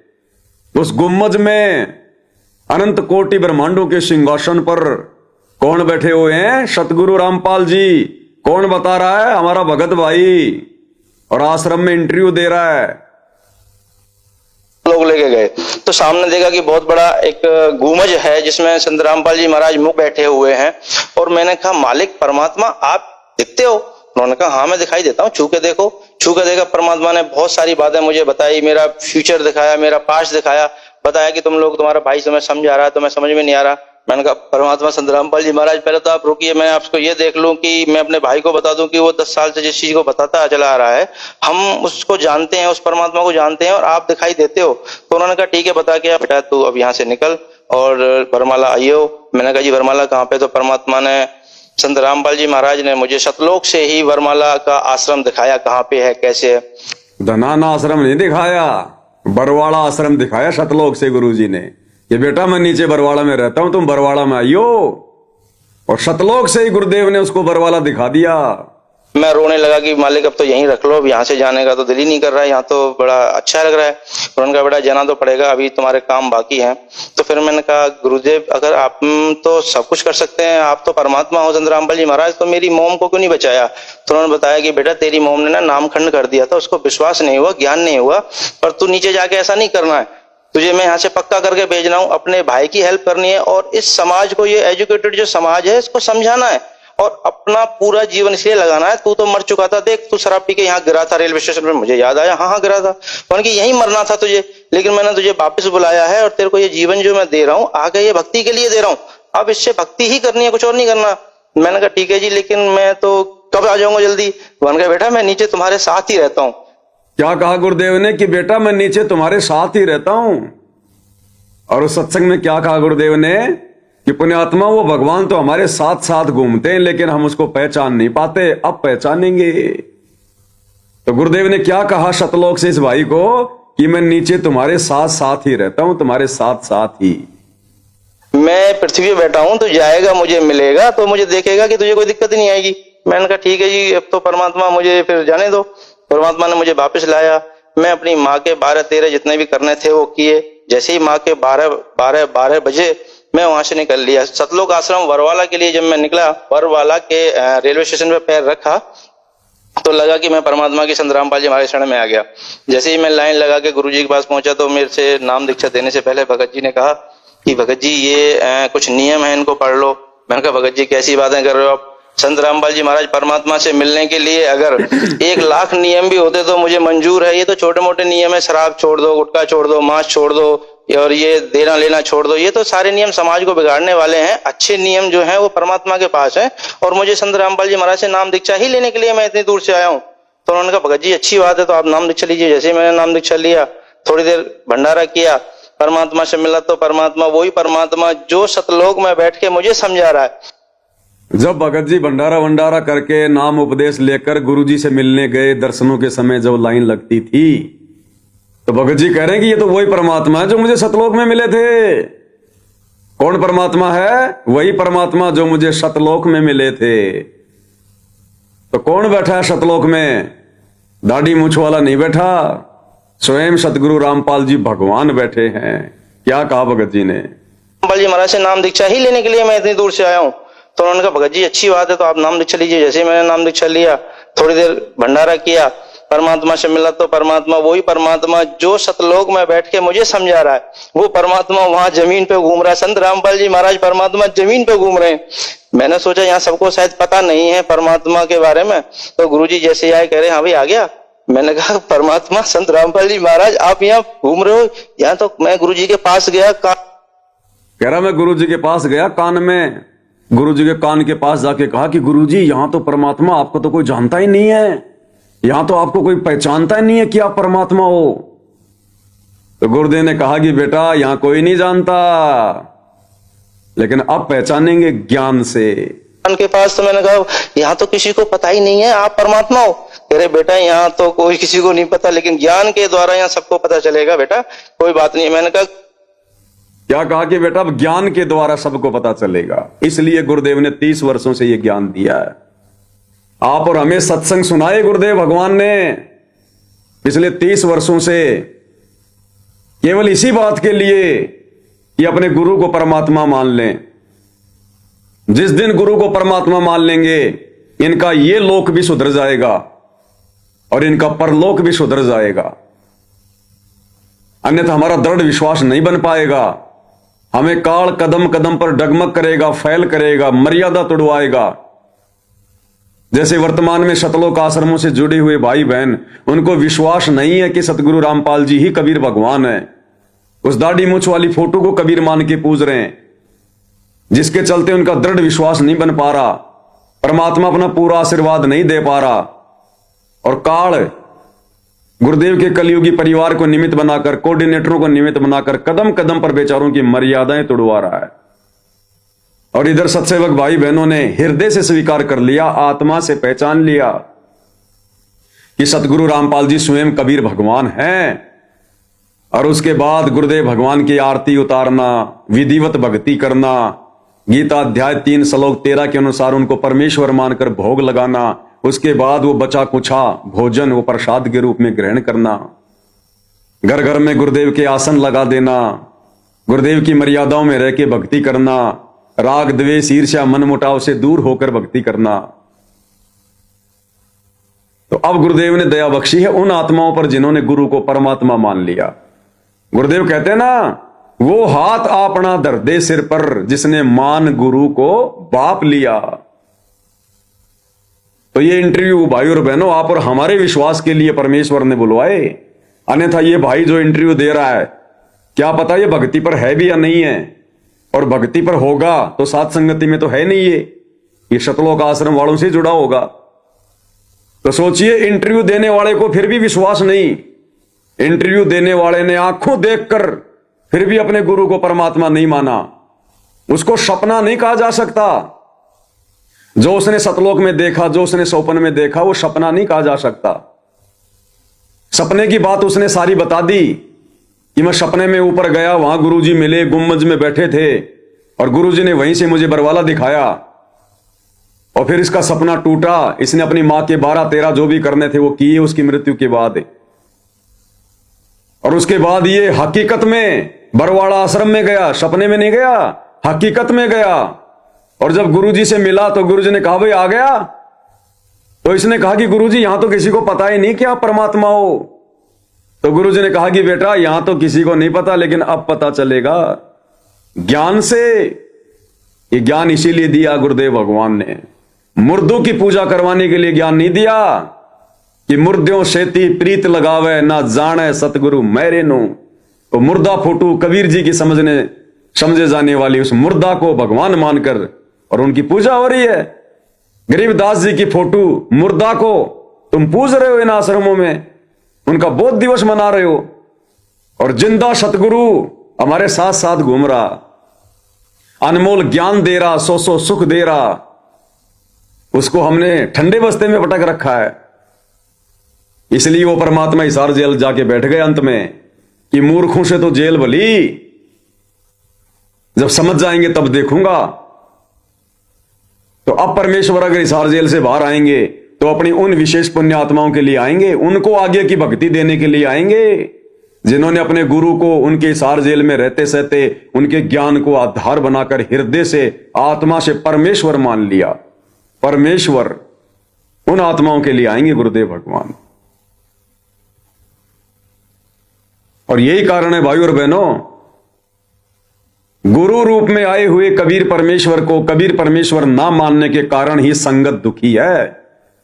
तब तक ही भगत दुखी रहता है, ना ढंग से उसके सांसारिक कार्य होते, ना अध्यात्म में उसे विशेष कोई लाभ मिलता, ना कोई राहत मिलती। दो नावों की सवारी में रहता वो, क्योंकि वो खुद ज्ञान को अच्छे से ना समझकर दो नावों की सवारी कर रहा होता है। तब तक ही भगत दुखी है, परेशान है। और जिस दिन हम गुरु को परमेश्वर मान लेंगे उस दिन हमारी यह समस्या समाप्त हो जाएगी, रोजी रोटी की, काम धंधे की, सांसारिक समस्याओं की। क्योंकि गुरुदेव भगवान ने एक शॉर्ट वीडियो में एक सत्संग में बिल्कुल क्लियर कर दिया, इस विषय को समझाते हुए बिल्कुल क्लियर कर दिया गुरुदेव भगवान ने। और क्या कह रहे हैं परमात्मा कि जब तक तुम दोगला सा व्यवहार करते हो ना अपने गुरु जी के साथ में, दोगला सा व्यवहार, तब तक तुम्हें यहां के संपूर्ण लाभ नहीं मिलेंगे, तुम्हारे कार्य सिद्ध नहीं होंगे उस लेवल पर जिस लेवल पर होने चाहिए भगवान के शरण में आने के बाद। और जिस दिन तुम अपने गुरु को परमेश्वर मान लोगे, विश्वास कर लोगे, उस दिन देखना तुम, जब तुम परमेश्वर के अनुकूल हो जाओगे, फिर देखना तुम फिर क्या करता है ये परमात्मा। तो क्या कह रहे हैं गुरुदेव भगवान, और उन भाई बहनों के लिए विशेष है ये जो दोगले से चल रहे हैं भक्ति पर, दोगले से, वही दुखी हैं, वही परेशान है। अन्यथा परमेश्वर के दरबार में किस बात की देर और किस बात की कमी। भाई सतगुरु के दरबार में कमी काहे की नाई, और हंसा मौज ना पावता, तो भाई चूक चाकरी माई। कोई सेवा में, कोई ज्ञान में, कोई मर्यादाओं में त्रुटि है। भगवान को ना पहचान पाने के कारण हम दुखी हो रहे हैं, अन्यथा परमात्मा के दरबार में कोई कमी नहीं है। क्या कह रहे हैं गुरुदेव भगवान। तो सार शब्द के बिना मोक्ष नहीं, तो भगवान कितने क्लियर करते हैं, कहे कबीर तुम सत कर मानो या सत मान लियो, यह सार शब्द से तुम्हारा जन्म मरण कटेगा। सार शब्द सरजीवन बूटी समझ लेना, इस जन्म मरण के रोग के नाश करने की और कोई मंत्र नहीं है। तो और कोई मंत्र नहीं है सार शब्द के अलावा जन्म मरण का रोग काटने के लिए। और आगे बताएंगे आपको फिर जन्म मरण का रोग कौन काटेगा, वो सार शब्द कौन है असल में। एक बार फिर से सुन लो गुरुदेव क्या कह रहे हैं सार शब्द के विषय में, फिर समझ में आएगा आपको, सार शब्द भी समझ में आ जाएगा। तो सार शब्द के बिना मोक्ष नहीं, तो भगवान कितने क्लियर करते हैं, कहे कबीर तुम सत कर मानो या सत मान लियो, यह सार शब्द से तुम्हारा जन्म मरण कटेगा। सार शब्द सरजीवन बूटी समझ लेना, इस जन्म मरण के रोग के नाश करने की और कोई मंत्र नहीं है। अब सुनो, तो अभी तक किसी को 2 मंत्र प्राप्त भी हो गए भगवान की वाणी से, ओम और सोम एकादश चटपट कर रहा होगा सार शब्द बिना, तो वो भी अधूरा ही है। तो अब होगा वो क्लियर, आपका जन्म मरण 101 पीढ़ी परमात्मा ने बोल रखा आपकी पार होगी, यानी लगभग 5000 वर्ष तक सतयुग जैसा माहौल होगा इस ज्ञान ने समझ के। सतयुग जैसा। और पुण्यात्माओं, हम उस भगवान की शरण में है, और जो इतना समर्थ है, हम अगर उसके अनुकूल जिस दिन शुरू कर देंगे कदम पर। क्या कह रहे हैं कि पुण्यात्मा वो भगवान, वो परमात्मा जो इतना समर्थ है, जब हम उसके अनुकूल हो जाएंगे, अनुकूल होने का मतलब वो जैसा हमें भगत बनाना चाहता है, जैसी हमसे भक्ति करवाना चाहता है, जब हम उसके लकी देखना रे फिर से गए,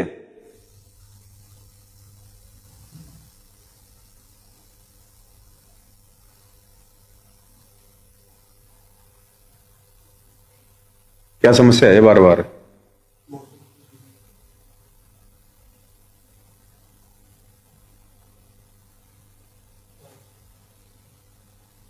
थोड़ा नेट का प्रॉब्लम आ जाता है भाई और बहनों बीच बीच में।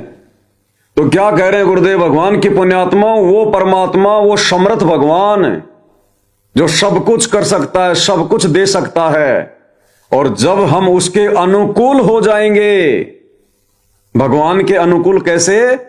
भगवान हमें जैसा भगत बनाना चाहता है, हमसे जैसी मर्यादाओं में रह के भक्ति करवाना चाहता है, हमें संसार से विमुख देखना चाहता है, जीवित मरा हुआ देखना चाहता है। जब हम उसके अनुकूल होकर भक्ति करने लग जाएंगे, फिर देखना वो परमात्मा क्या बल्ले बल्ले करेगा। ध्यान से सुनो क्या कह रहे हैं गुरुदेव भगवान। यानी लगभग 5000 वर्ष तक सतयुग जैसा माहौल होगा इस ज्ञान ने समझ के। और पुण्यात्माओं, हम उस भगवान की शरण में है, और जो इतना समर्थ है, हम अगर उसके अनुकूल जिस दिन शुरू कर देंगे कदम पर कदम रखना अपने जीवन का, उस दिन आप न्यारे ठाठ देख लियो। न्यारे ठाठ। अभी तक तो हम दोगले से हैं और अपनी बुद्धि को ही आगे अड़ा के बिजनेस में कुछ करते हैं हटपट, उससे पार पड़े को नहीं।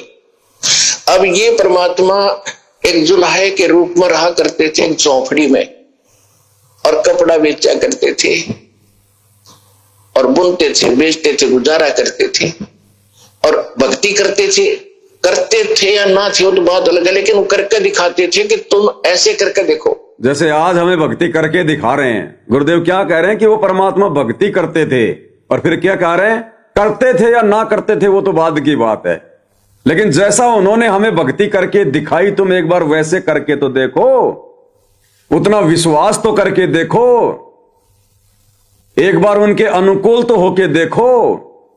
उन्होंने वो लीला इसीलिए दिखाई वो करके कि मैं भगवान के अनुकूल था, मैं भगवान की भक्ति विश्वास के साथ करता था, और अति निर्धन था, गरीब था, कोई मेरा साहूकार नहीं था। साहूकार यानी कोई 2 रुपए देने वाला नहीं था उधार। साहूकार नहीं कोई जाका काशी नगर मंजारा, पूरे काशी नगर में कबीर जी को कोई 2 रुपए उधार देने वाला नहीं था। कोई विश्वास नहीं था कि ये भिखारी आदमी, ये निर्धन आदमी कहां से देगा अगर ले लेगा तो। और जब उस परमेश्वर के ऊपर वो आपत्ति आई, उन्होंने लीला करके दिखाई एक भगत के रूप में, 18 लाख लोग आ गए भंडारा करने के लिए। अब जो खुद सुबह खा ले शाम का नहीं पता, एक ऐसी लीला करके दिखा रहे थे। 18 लाख लोगों को कैसे खाना खिला देंगे? इससे बढ़कर आपत्ति संसार में और कोई हो नहीं सकती किसी के ऊपर। और गुरुदेव फिर हमें भक्ति का पाठ पढ़ा रहे हैं कि बच्चों, मैं उस परमात्मा के अनुकूल था, जैसा वो चाह रहा था मैं वैसी भक्ति कर रहा था, वैसी मर्यादा निभा रहा था, उतना मुझे विश्वास था। और कैसे उस परमात्मा ने कर तो खुद ही रहे थे, लेकिन आप और हमारी आंखें खोलने के लिए लीला करके दिखाते हैं। फिर कैसे उस भगवान ने, मैं जिसके अनुकूल था, जिसके आश्रय था, और कैसे उसने 18 लाख लोगों को 3 दिन तक मनमोहन भोजन करवाया, सोने की मोहर दी, दोहर दी, आटा चावल दाल सूखा सब कुछ दिया। तो गुरुदेव कह रहे हैं कि तुम्हें भी देगा, तुम्हारे साथ भी वैसी अनहोनी होगी अगर तुम मेरी तरह उसके अनुकूल चलोगे तो। ये सत्संग आप और हमें विश्वास दिलाने के लिए। अब हम उस भगवान के अनुकूल कैसे चलें? वो दाढ़ी मूछ वाला यदि भगवान है कबीर, तो वो तो धरती पर है ही नहीं, दाढ़ी मूछ वाले रूप में तो है ही नहीं। फिर हम कैसे उसके अनुकूल चलें? हम कैसे उस पर विश्वास करें जिसकी हमने शकल भी नहीं देखी? तो फिर ये सत्संगों से निर्णय करना पड़ेगा। गुरुजी निर्णय करके देते हैं। गुरुदेव ने कहा कि बच्चों, ये चित्र भगवान का नहीं है, ऐसा रूप नहीं है, ये तो काल्पनिक है, बनावटी है, सोचा हुआ है। अब वो दाढ़ी मूछ लगा के नहीं आएगा, टोपा टापा लगा के नहीं आएगा। यानी खुद को कबीर जी साबित कर रहे हैं। तो अब हमने अपने गुरुजी के अनुकूल होना पड़ेगा। अंततः हमने गुरुजी पर अंधा विश्वास करना पड़ेगा। ये परमात्मा, हमारी इज्जत भी आपके चरणों में, हमारा सब कुछ आपके चरणों में, जिएंगे तो मरेंगे आपके चरणों में गुरुदेव भगवान। और मर्यादा नहीं तोड़ेंगे, आपके अनुकूल चलेंगे परमेश्वर। हमें काललोक से बाहर निकलना है आपके साथ। जब परमात्मा देख लेगा हमारा इतना दृढ़ निश्चय, दृढ़ विश्वास, अपने अनुकूल चलता हुआ देख लेगा, फिर गुरुदेव कह रहे हो ठाटम ठाट कर देगा, ठाटम ठाट।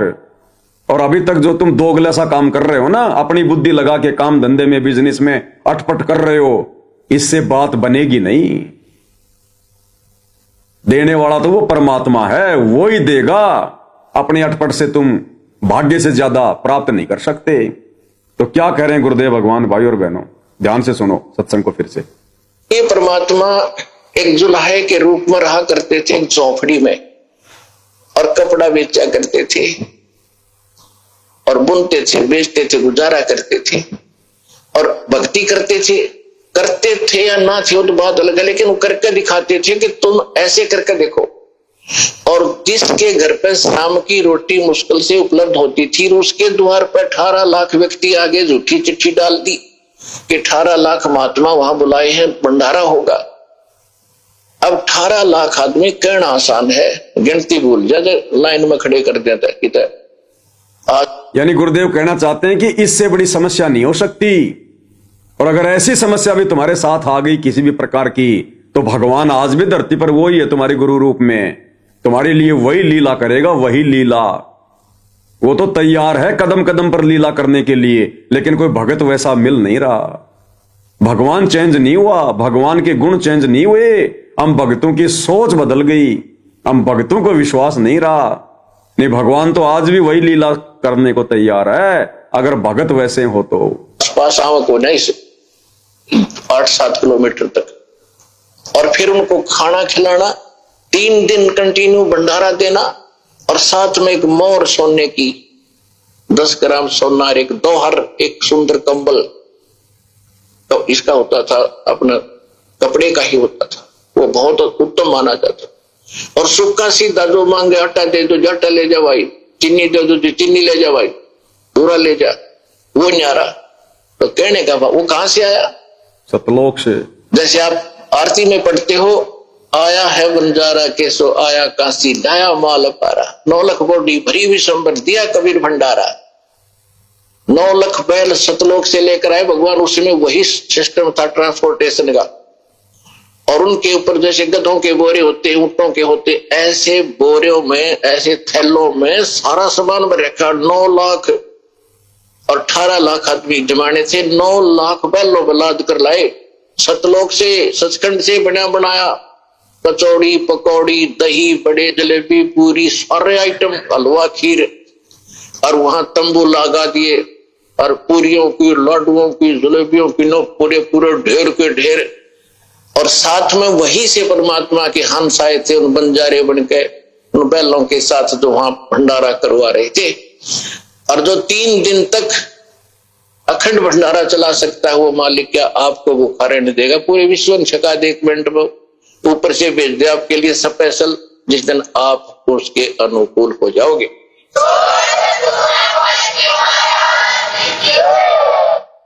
क्या कह रहे हैं गुरुदेव? जिस दिन आप उनके अनुकूल हो जाओगे, फिर आपके लिए परमात्मा क्या नहीं कर देगा? क्या आपको भूखा मरने देगा? जो तुम ये अटपट करते रहते हो, अपना दिमाग लगाते रहते हो, देश विदेश में भागते रहते हो, चक्कर काटते रहते हो, पूर्व पश्चिम उत्तर दक्षिण फिरदा दाने दाने नू, सर्व कला सतगुरु साहिब की, हरि आए हरियाणे नो। गुरुदेव कह रहे हैं केवल उसी समय तक तुम भटकोगे, तुम भरमोगे, जब तक तुम दो नाव की सवारी करोगे, दो अगले से रहोगे। दो टूक के लिए देश विदेश भटक रहे हो, भाग रहे हो तुम, और वो दो टूक भी ये कबीर भगवान सदगुरु रामपाल जी देगा। इनकी रजा के बिना सुख शांति से वो दो टूक भी नहीं मिलेंगे। और अगर इनके अनुकूल चलेंगे तो हमें क्या जरूरत है फिर देश विदेश जाने की, विदेशों में कमाने की। परमात्मा यहीं अमेरिका बना देगा, यहीं पे परमात्मा वो बिजनेस दे देगा। एक बार विश्वास तो करके देखें हम अपने भगवान पर, अपने परमेश्वर पर। ये समर्थ है जो पूरी दुनिया को खिला रहा है। उन अमेरिका वालों को कौन खिला रहा है? वो बड़ी बड़ी फैक्ट्रियां जिनके तुम वहां जाकर वहां पर नौकरी करते हो, मजदूरी करते हो, अरे उनको कौन दी वो फैक्ट्रियां? उनको कौन दे रहा है? यही कबीर भगवान सतगुरु रामपाल जी। पूरे विश्व में इन्हीं के तो आत्माएं हैं।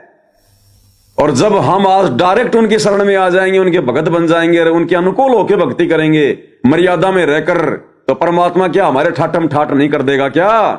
तो क्या करें गुरुदेव भगवान उन भगत भाई बहनों के लिए जो केवल अपना ही दिमाग लगाकर कि बस मैं अपना बिजनेस सेट कर लूंगा, काम धंधा सेट कर लूंगा, धनी बन जाऊंगा। परमात्मा कहते हैं लाख जन्म भी नहीं बन सकता जब तक भगवान के अनुकूल नहीं चलेगा।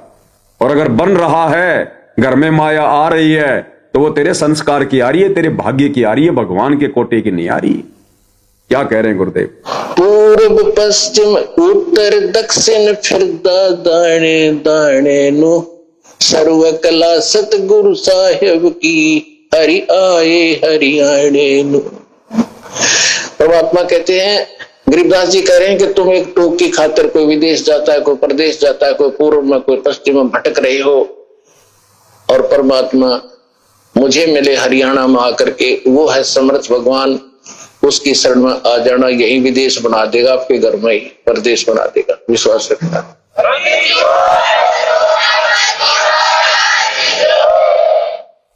यही विदेश बना देगा, यही प्रदेश बना देगा, यही अमेरिका बना देगा परमात्मा। जो तुम वहां जाकर नहीं कमा सकते, उस कनाडा में, अमेरिका में, जर्मनी में, इटली में, पहले तो तुम उन एजेंटों को कई लाखों रुपए दे के जाते हो, और डरते डरते जाते हो, चोरी छुप के, पता नहीं कहां कहां से जाते हो, जंगलों के रास्ते से अमेरिका में। और वहां जाकर फिर क्या करते हो? तुम किसी का वो गटर साफ करते हो, सब्जियां बेचते हो, टमाटर बेचते हो, फिर वहां जाकर 2 पैसों के लिए। और परमात्मा कहते हैं आ जाओ शरण में। उन अमेरिका वालों को भी तुम्हारा गुरु ही दे रहा है। जय तने चाहिए राजपाट तो धर ले ध्यान हमारा। तो अनुकूल बनना पड़ेगा अपने गुरु के। अब भाई बहन जो हिंदुस्तान में रह रहे हैं, और हिंदुस्तान में अगर एक दूसरे स्टेट में अगर उनको काम धंधे के लिए जाना पड़ता है, तो वो ये ना सोचें कि हम तो अपना स्टेट छोड़ के दूसरी जगह ना जाएं। अरे हिंदुस्तान में तो हम कहीं भी काम कर लेंगे, उसकी छूट है, क्योंकि ये हमारा देश है। हरियाणा का राजस्थान में काम करने जा सकता है, राजस्थान का गुजरात में जा सकता है, बंबई जा सकता है, बंबई का दिल्ली आ सकता है, पंजाब आ सकता है, उसमें कोई दिक्कत नहीं है। लेकिन परमेश्वर ने उन लोगों के लिए कहा है जो ढंग से भक्ति नहीं करते, मर्यादाओं में नहीं रहते, और फिर 2 रोटी के लिए देश विदेश भागते रहते हैं। अरे ये देश विदेश वाले तो आने वाले समय में हिंदुस्तान आएंगे, सब कुछ छोड़ छाड़ के, कि भगवान तो हिंदुस्तान में बैठा है, हम क्यों पड़े वहां पर 7 समुद्र दूर।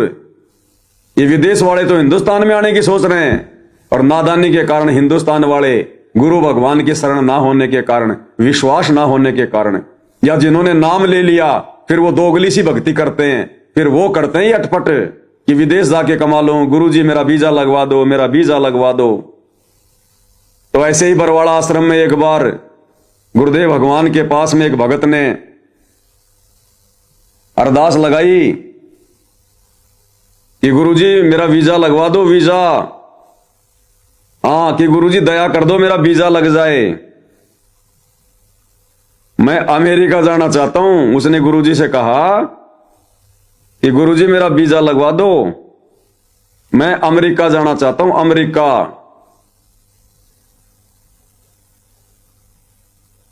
तो गुरुदेव ने कहा कि भाई अगर भगवान पर विश्वास रखेगा तो भगवान यहीं अमेरिका बना देगा, यहीं पर। तो न किधर भटकने की जरूरत कौन पड़ेगी, कहीं भटकने की भी परमात्मा अड़े अमेरिका बना देगा, अड़े अमेरिका। क्या कहा गुरुदेव भगवान ने, एक बार उन्हीं के मुख कमल से सुनेंगे भाई और बहनों।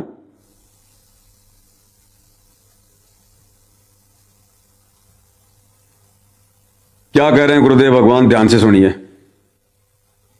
एक भक्त ने कहा जी मैं विदेश जाना चाहता हूं, अमेरिका का वीजा चाहता हूं, पर बन नहीं रहा, मैंने सारे प्रयत्न कर लिए।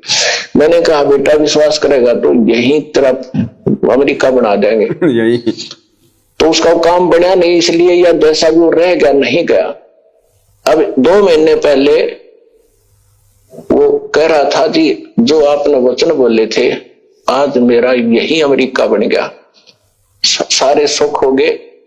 और जो प्लाट था एक वो किसी ने दबा रखा था वो भी मिल गया, काफी कीमती था। तो यहां परमात्मा गरीबदास जी कह रहे हैं पूर्व पश्चिम उत्तर दक्षिण फिरदा दाणे दाणे नो, और सर्व कला सतगुरु साहिब की हरियाए हरियाणे, सारे सुख देगा तुम्हें, मोक्ष देगा।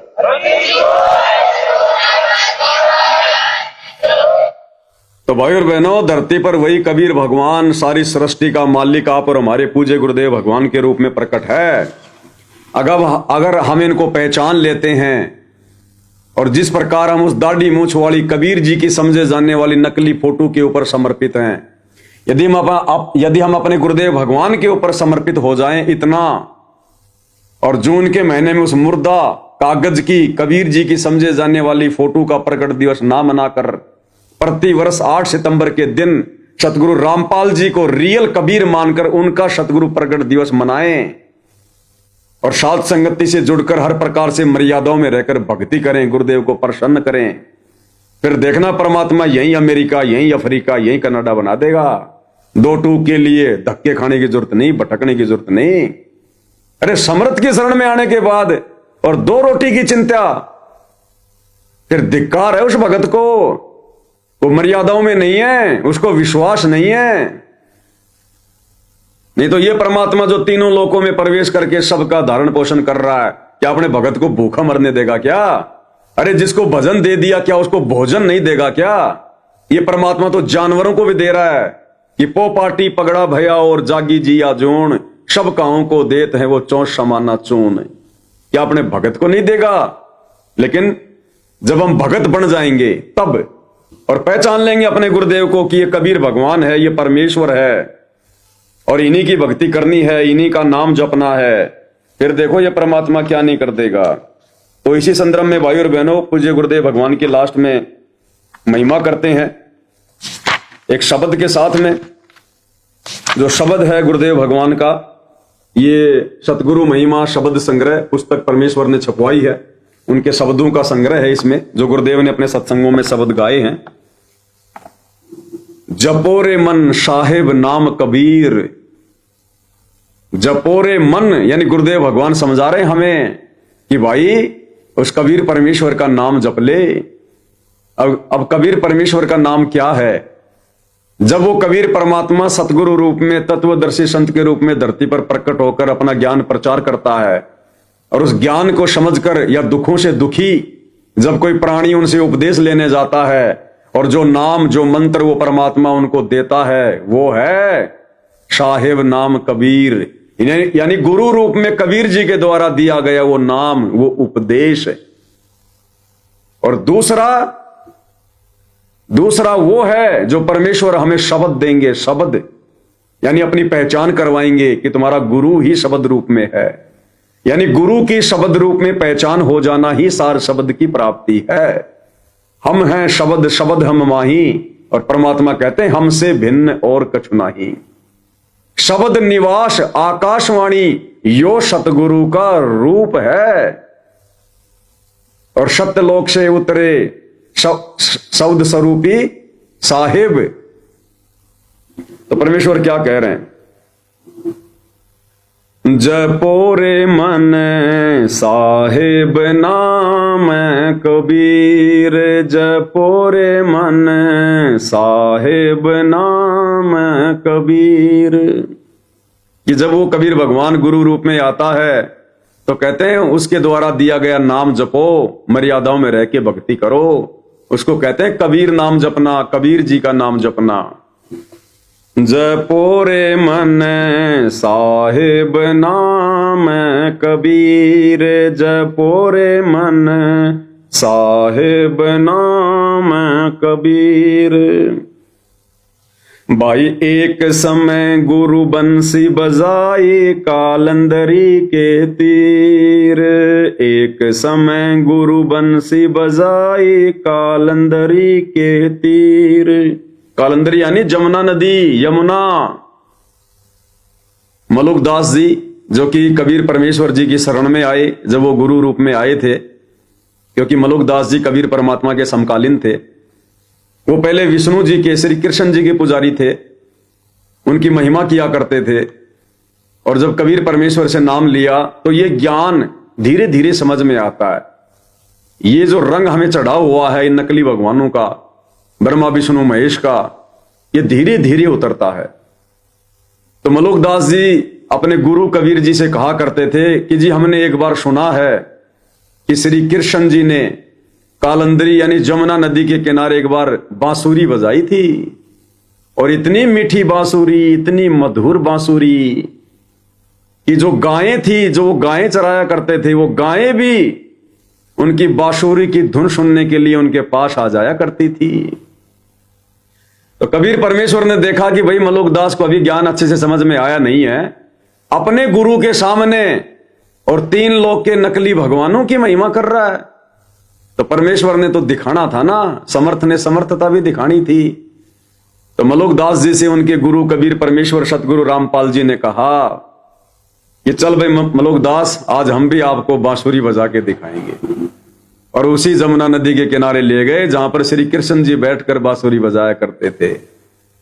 और जब कबीर भगवान सतगुरु रामपाल जी ने बांसुरी बजाई, और वो तो कभी नहीं बजाया करते थे भगवान, उन्होंने ऐसे हाथ किया, ऊपर से बांसुरी आ गई सतलोक से। और जब परमेश्वर ने बांसुरी बजाई फिर क्या हुआ? कहते हैं ऊपर से देवता भी नीचे उतर के आ गए। मुनिजन, साधु संत महात्मा उसकी मधुर आवाज सुनने के लिए ऊपर के लोकों से नीचे उतर के आ गए कि ऐसी मनमोहक धुन, ऐसी अनहद धुन ना कभी सुनी ना देखी। मंत्र मुग्ध हो गए, अपने पद छोड़ छोड़ के और परमेश्वर के उस बांसुरी की धुन को सुनने के लिए आ गए। और तो और पशु पक्षी तो छोड़ो, जमुना नदी का जो पानी था वो भी रुक गया, जैसे बर्फ जम जाती है परमेश्वर की मधुर वाणी सुनने के लिए। आसपास के पशु पक्षी, सूखे पौधे भी हरे भरे हो गए परमेश्वर के मुख कमल से बांसुरी की आवाज को सुनकर। तो क्या कहा भाई? एक समय गुरु बंसी बजाई कालंदरी के तीर। यानी एक समय हमारे गुरुदेव भगवान सतगुरु रामपाल जी ने, जो 650 साल पहले कबीर नाम से आए हुए थे, उन्होंने बांसुरी बजाई थी। भाई एक समय गुरु बंसी बजाई कालंदरी के तीर, एक समय गुरु बंसी बजाई कालंदरी के तीर। सुर नर मुनि जन थकत बहे वो रुक गया दरिया नीर, जपो रे मन साहेब नाम कबीर, जपो रे मन साहेब नाम कबीर। कि हे मन, हे आत्मा, उस कबीर भगवान का नाम जप जिस कबीर भगवान ने जमुना जी के किनारे वो बंसी बजाई थी, बांसुरी बजाई थी। आज वो कबीर भगवान तुझे कलयुग की पिछली पीढ़ी में तेरे गुरु के रूप में प्राप्त है, तुझे शतलोक ले जाएगा। फिर ऐसी बांसुरी तुझे 24 घंटे वो अनहद धुन मंत्र मुग्ध करने वाली तुझे वहां सुनने को मिलेगी। वहां फिर आगे क्या कहा परमेश्वर ने? भाई काशी तज गुरु मगहर आए दोनों दिन के पीर, काशी तज गुरु मगहर आए दोनों दिन के पीर। कोई गाड़े कोई अग्न जलावे, ढूंढा ना पाया शरीर, जपोरे मन साहेब नाम कबीर, जपोरे मन साहेब नाम कबीर। परमेश्वर अपनी महिमा के विषय में बता रहे हैं कि वो परमात्मा ना बुढ़ा है, ना रोगी है, ना वो कोढ़ी है, ना वो बीमार है। जब गोरखनाथ जी की और कबीर परमेश्वर जी की गोष्ठी हुई थी 650 साल पहले, उस समय परमात्मा की लीला में आयु 8-10 वर्ष की थी। और जब गोरखनाथ जी रामानंद जी के साथ में ज्ञान गोष्ठी करने लगे तो कबीर परमेश्वर खड़े हो गए, बोला नाथ जी मेरे गुरुजी से ज्ञान चर्चा करने से पहले मेरे से करो। तो गोरखनाथ ये देखकर हंसा और कहा कि ए बालक कबीर तेरी उम्र क्या है और तू मेरे साथ में ज्ञान गोष्ठी करेगा। तो कबीर परमेश्वर ने कहा भाई ना मैं बूढ़ा ना मैं बालक ना मैं भाट भिखारी, ना मैं बुढ़ा ना मैं बालक ना मैं भाट भिखारी, कहे कबीर सुनो रे गोरख या है उम्र हमारी, कि भाई ये है मेरी उम्र। तू मुझे क्या बालक समझ रहा है, क्या बच्चा समझ रहा है क्या? मैं ना बुढ़ा हूं ना बालक हूं ना कोई भाट भिखारी, तेरी तरह कोई मांग के खाने वाला नहीं हूं मैं। ये मेरी उम्र है, अगर तू मेरी उम्र जानना चाहता है तो परमेश्वर 650 साल पहले 120 साल की उम्र में, जहां 70-80 साल की उम्र में बुढ़ों के घुटने टूट जाते हैं, चलने की हिम्मत नहीं रहती, दुनिया भर के रोग, 1 किलोमीटर चलने में 5 बार उसको बैठना पड़ता है, और 120 वर्ष की उम्र में कबीर परमेश्वर बिना किसी सहारे के, बिना किसी घोड़ा गाड़ी में, ना किसी बुग्गी गाड़ी में, ना किसी पालकी में, पैदल चलकर गए परमेश्वर काशी से मगर, और वहां से सहशरीर परमेश्वर सतलोक को गए सबके सामने। तो समर्थ अपनी समर्थता बता रहा है, भाई काशी तज गुरु मगहर आए दोनों दीन के पीर, यानी हिंदू और मुसलमान दोनों धर्मों के गुरु थे। कोई गाड़े कोई अग्न जलावे, ढूंढा ना पाया शरीर, जपोरे मन साहेब नाम कबीर, जपोरे मन साहेब नाम कबीर, कि हे मन उस कबीर परमेश्वर सतगुरु रामपाल जी भगवान का नाम जप, जो मगर से सहशरीर लीला करके दुनिया को अपनी समर्थता दिखा के शतलोक गए थे। आज तुझे कलयुग की बिजली पीढ़ी में वो कबीर भगवान प्राप्त है जो मगर से सहशरीर गया था, उसका नाम जप, उससे उपदेश लेकर।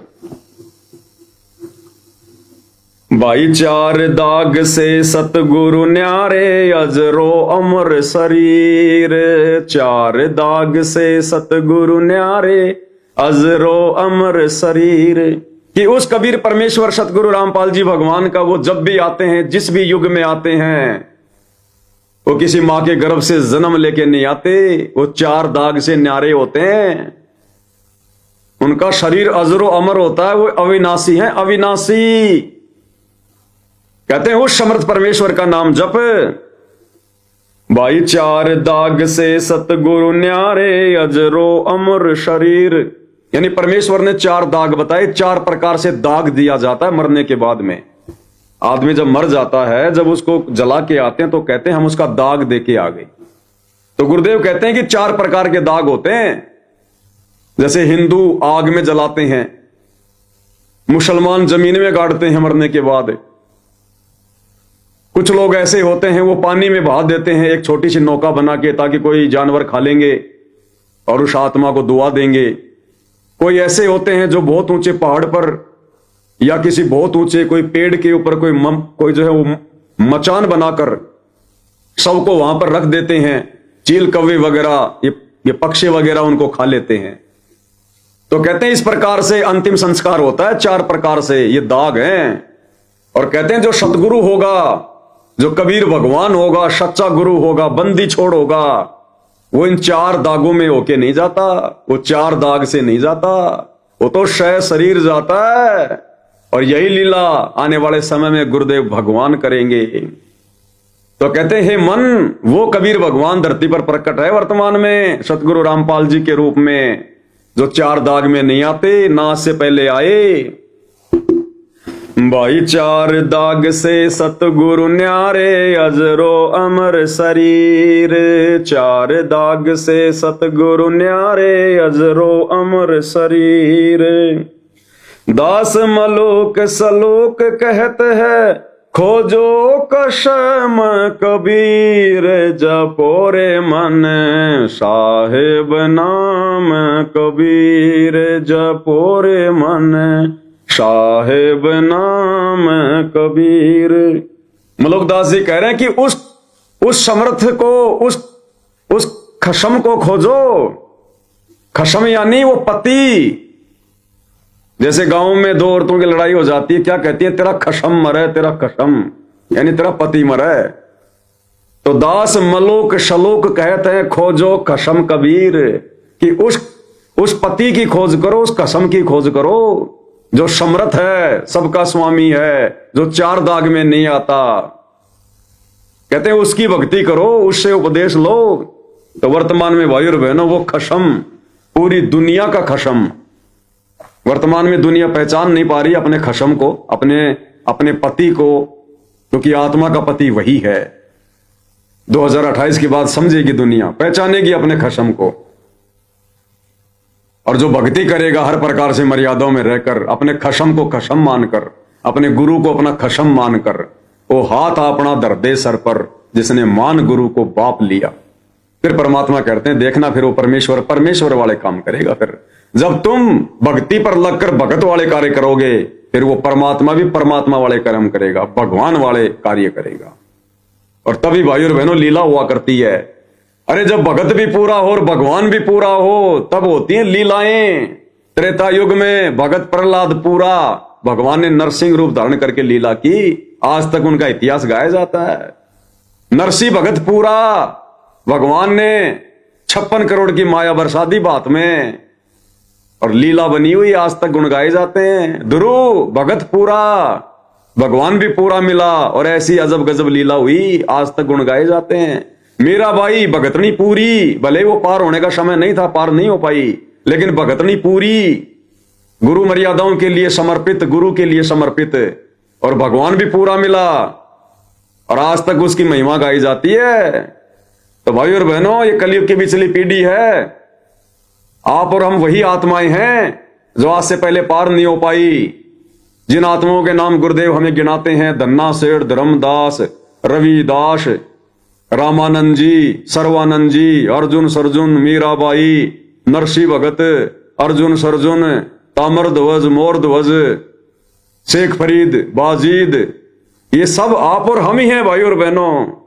बस अपने आप को पहचानने की देर है, गुरुजी के प्रति समर्पित होने की देर है, उन्हें अपना बाप मानने की जरूरत है। फिर देखना भगवान तो पूरा है ही। जब हम भगत पूरे हो जाएंगे, फिर देखना परमेश्वर धरती पर अद्भुत लीलाएं करेंगे आने वाले समय में, अद्भुत लीलाएं। और यही लीलाएं फिर हजारों वर्षों तक गाई जाएंगी, सुनी जाएंगी, और इसी के सारे दुनिया फिर भक्ति किया करेगी। तो भाई और बहनों, आप और हमने मौका नहीं चूकना है। परमेश्वर ने हर प्रकार से हमें अपनी जानकारी करवा दी, अपनी पहचान करवा दी है। अब हमने इस मौके को चूकना नहीं है। ये कलयुग की पिछली पीढ़ी में आप और हमारा जो दाव लगा है भाई और बहनों, बिल्ली के भाग का छिक्का टूटा है, बिल्ली के भाग का छिक्का।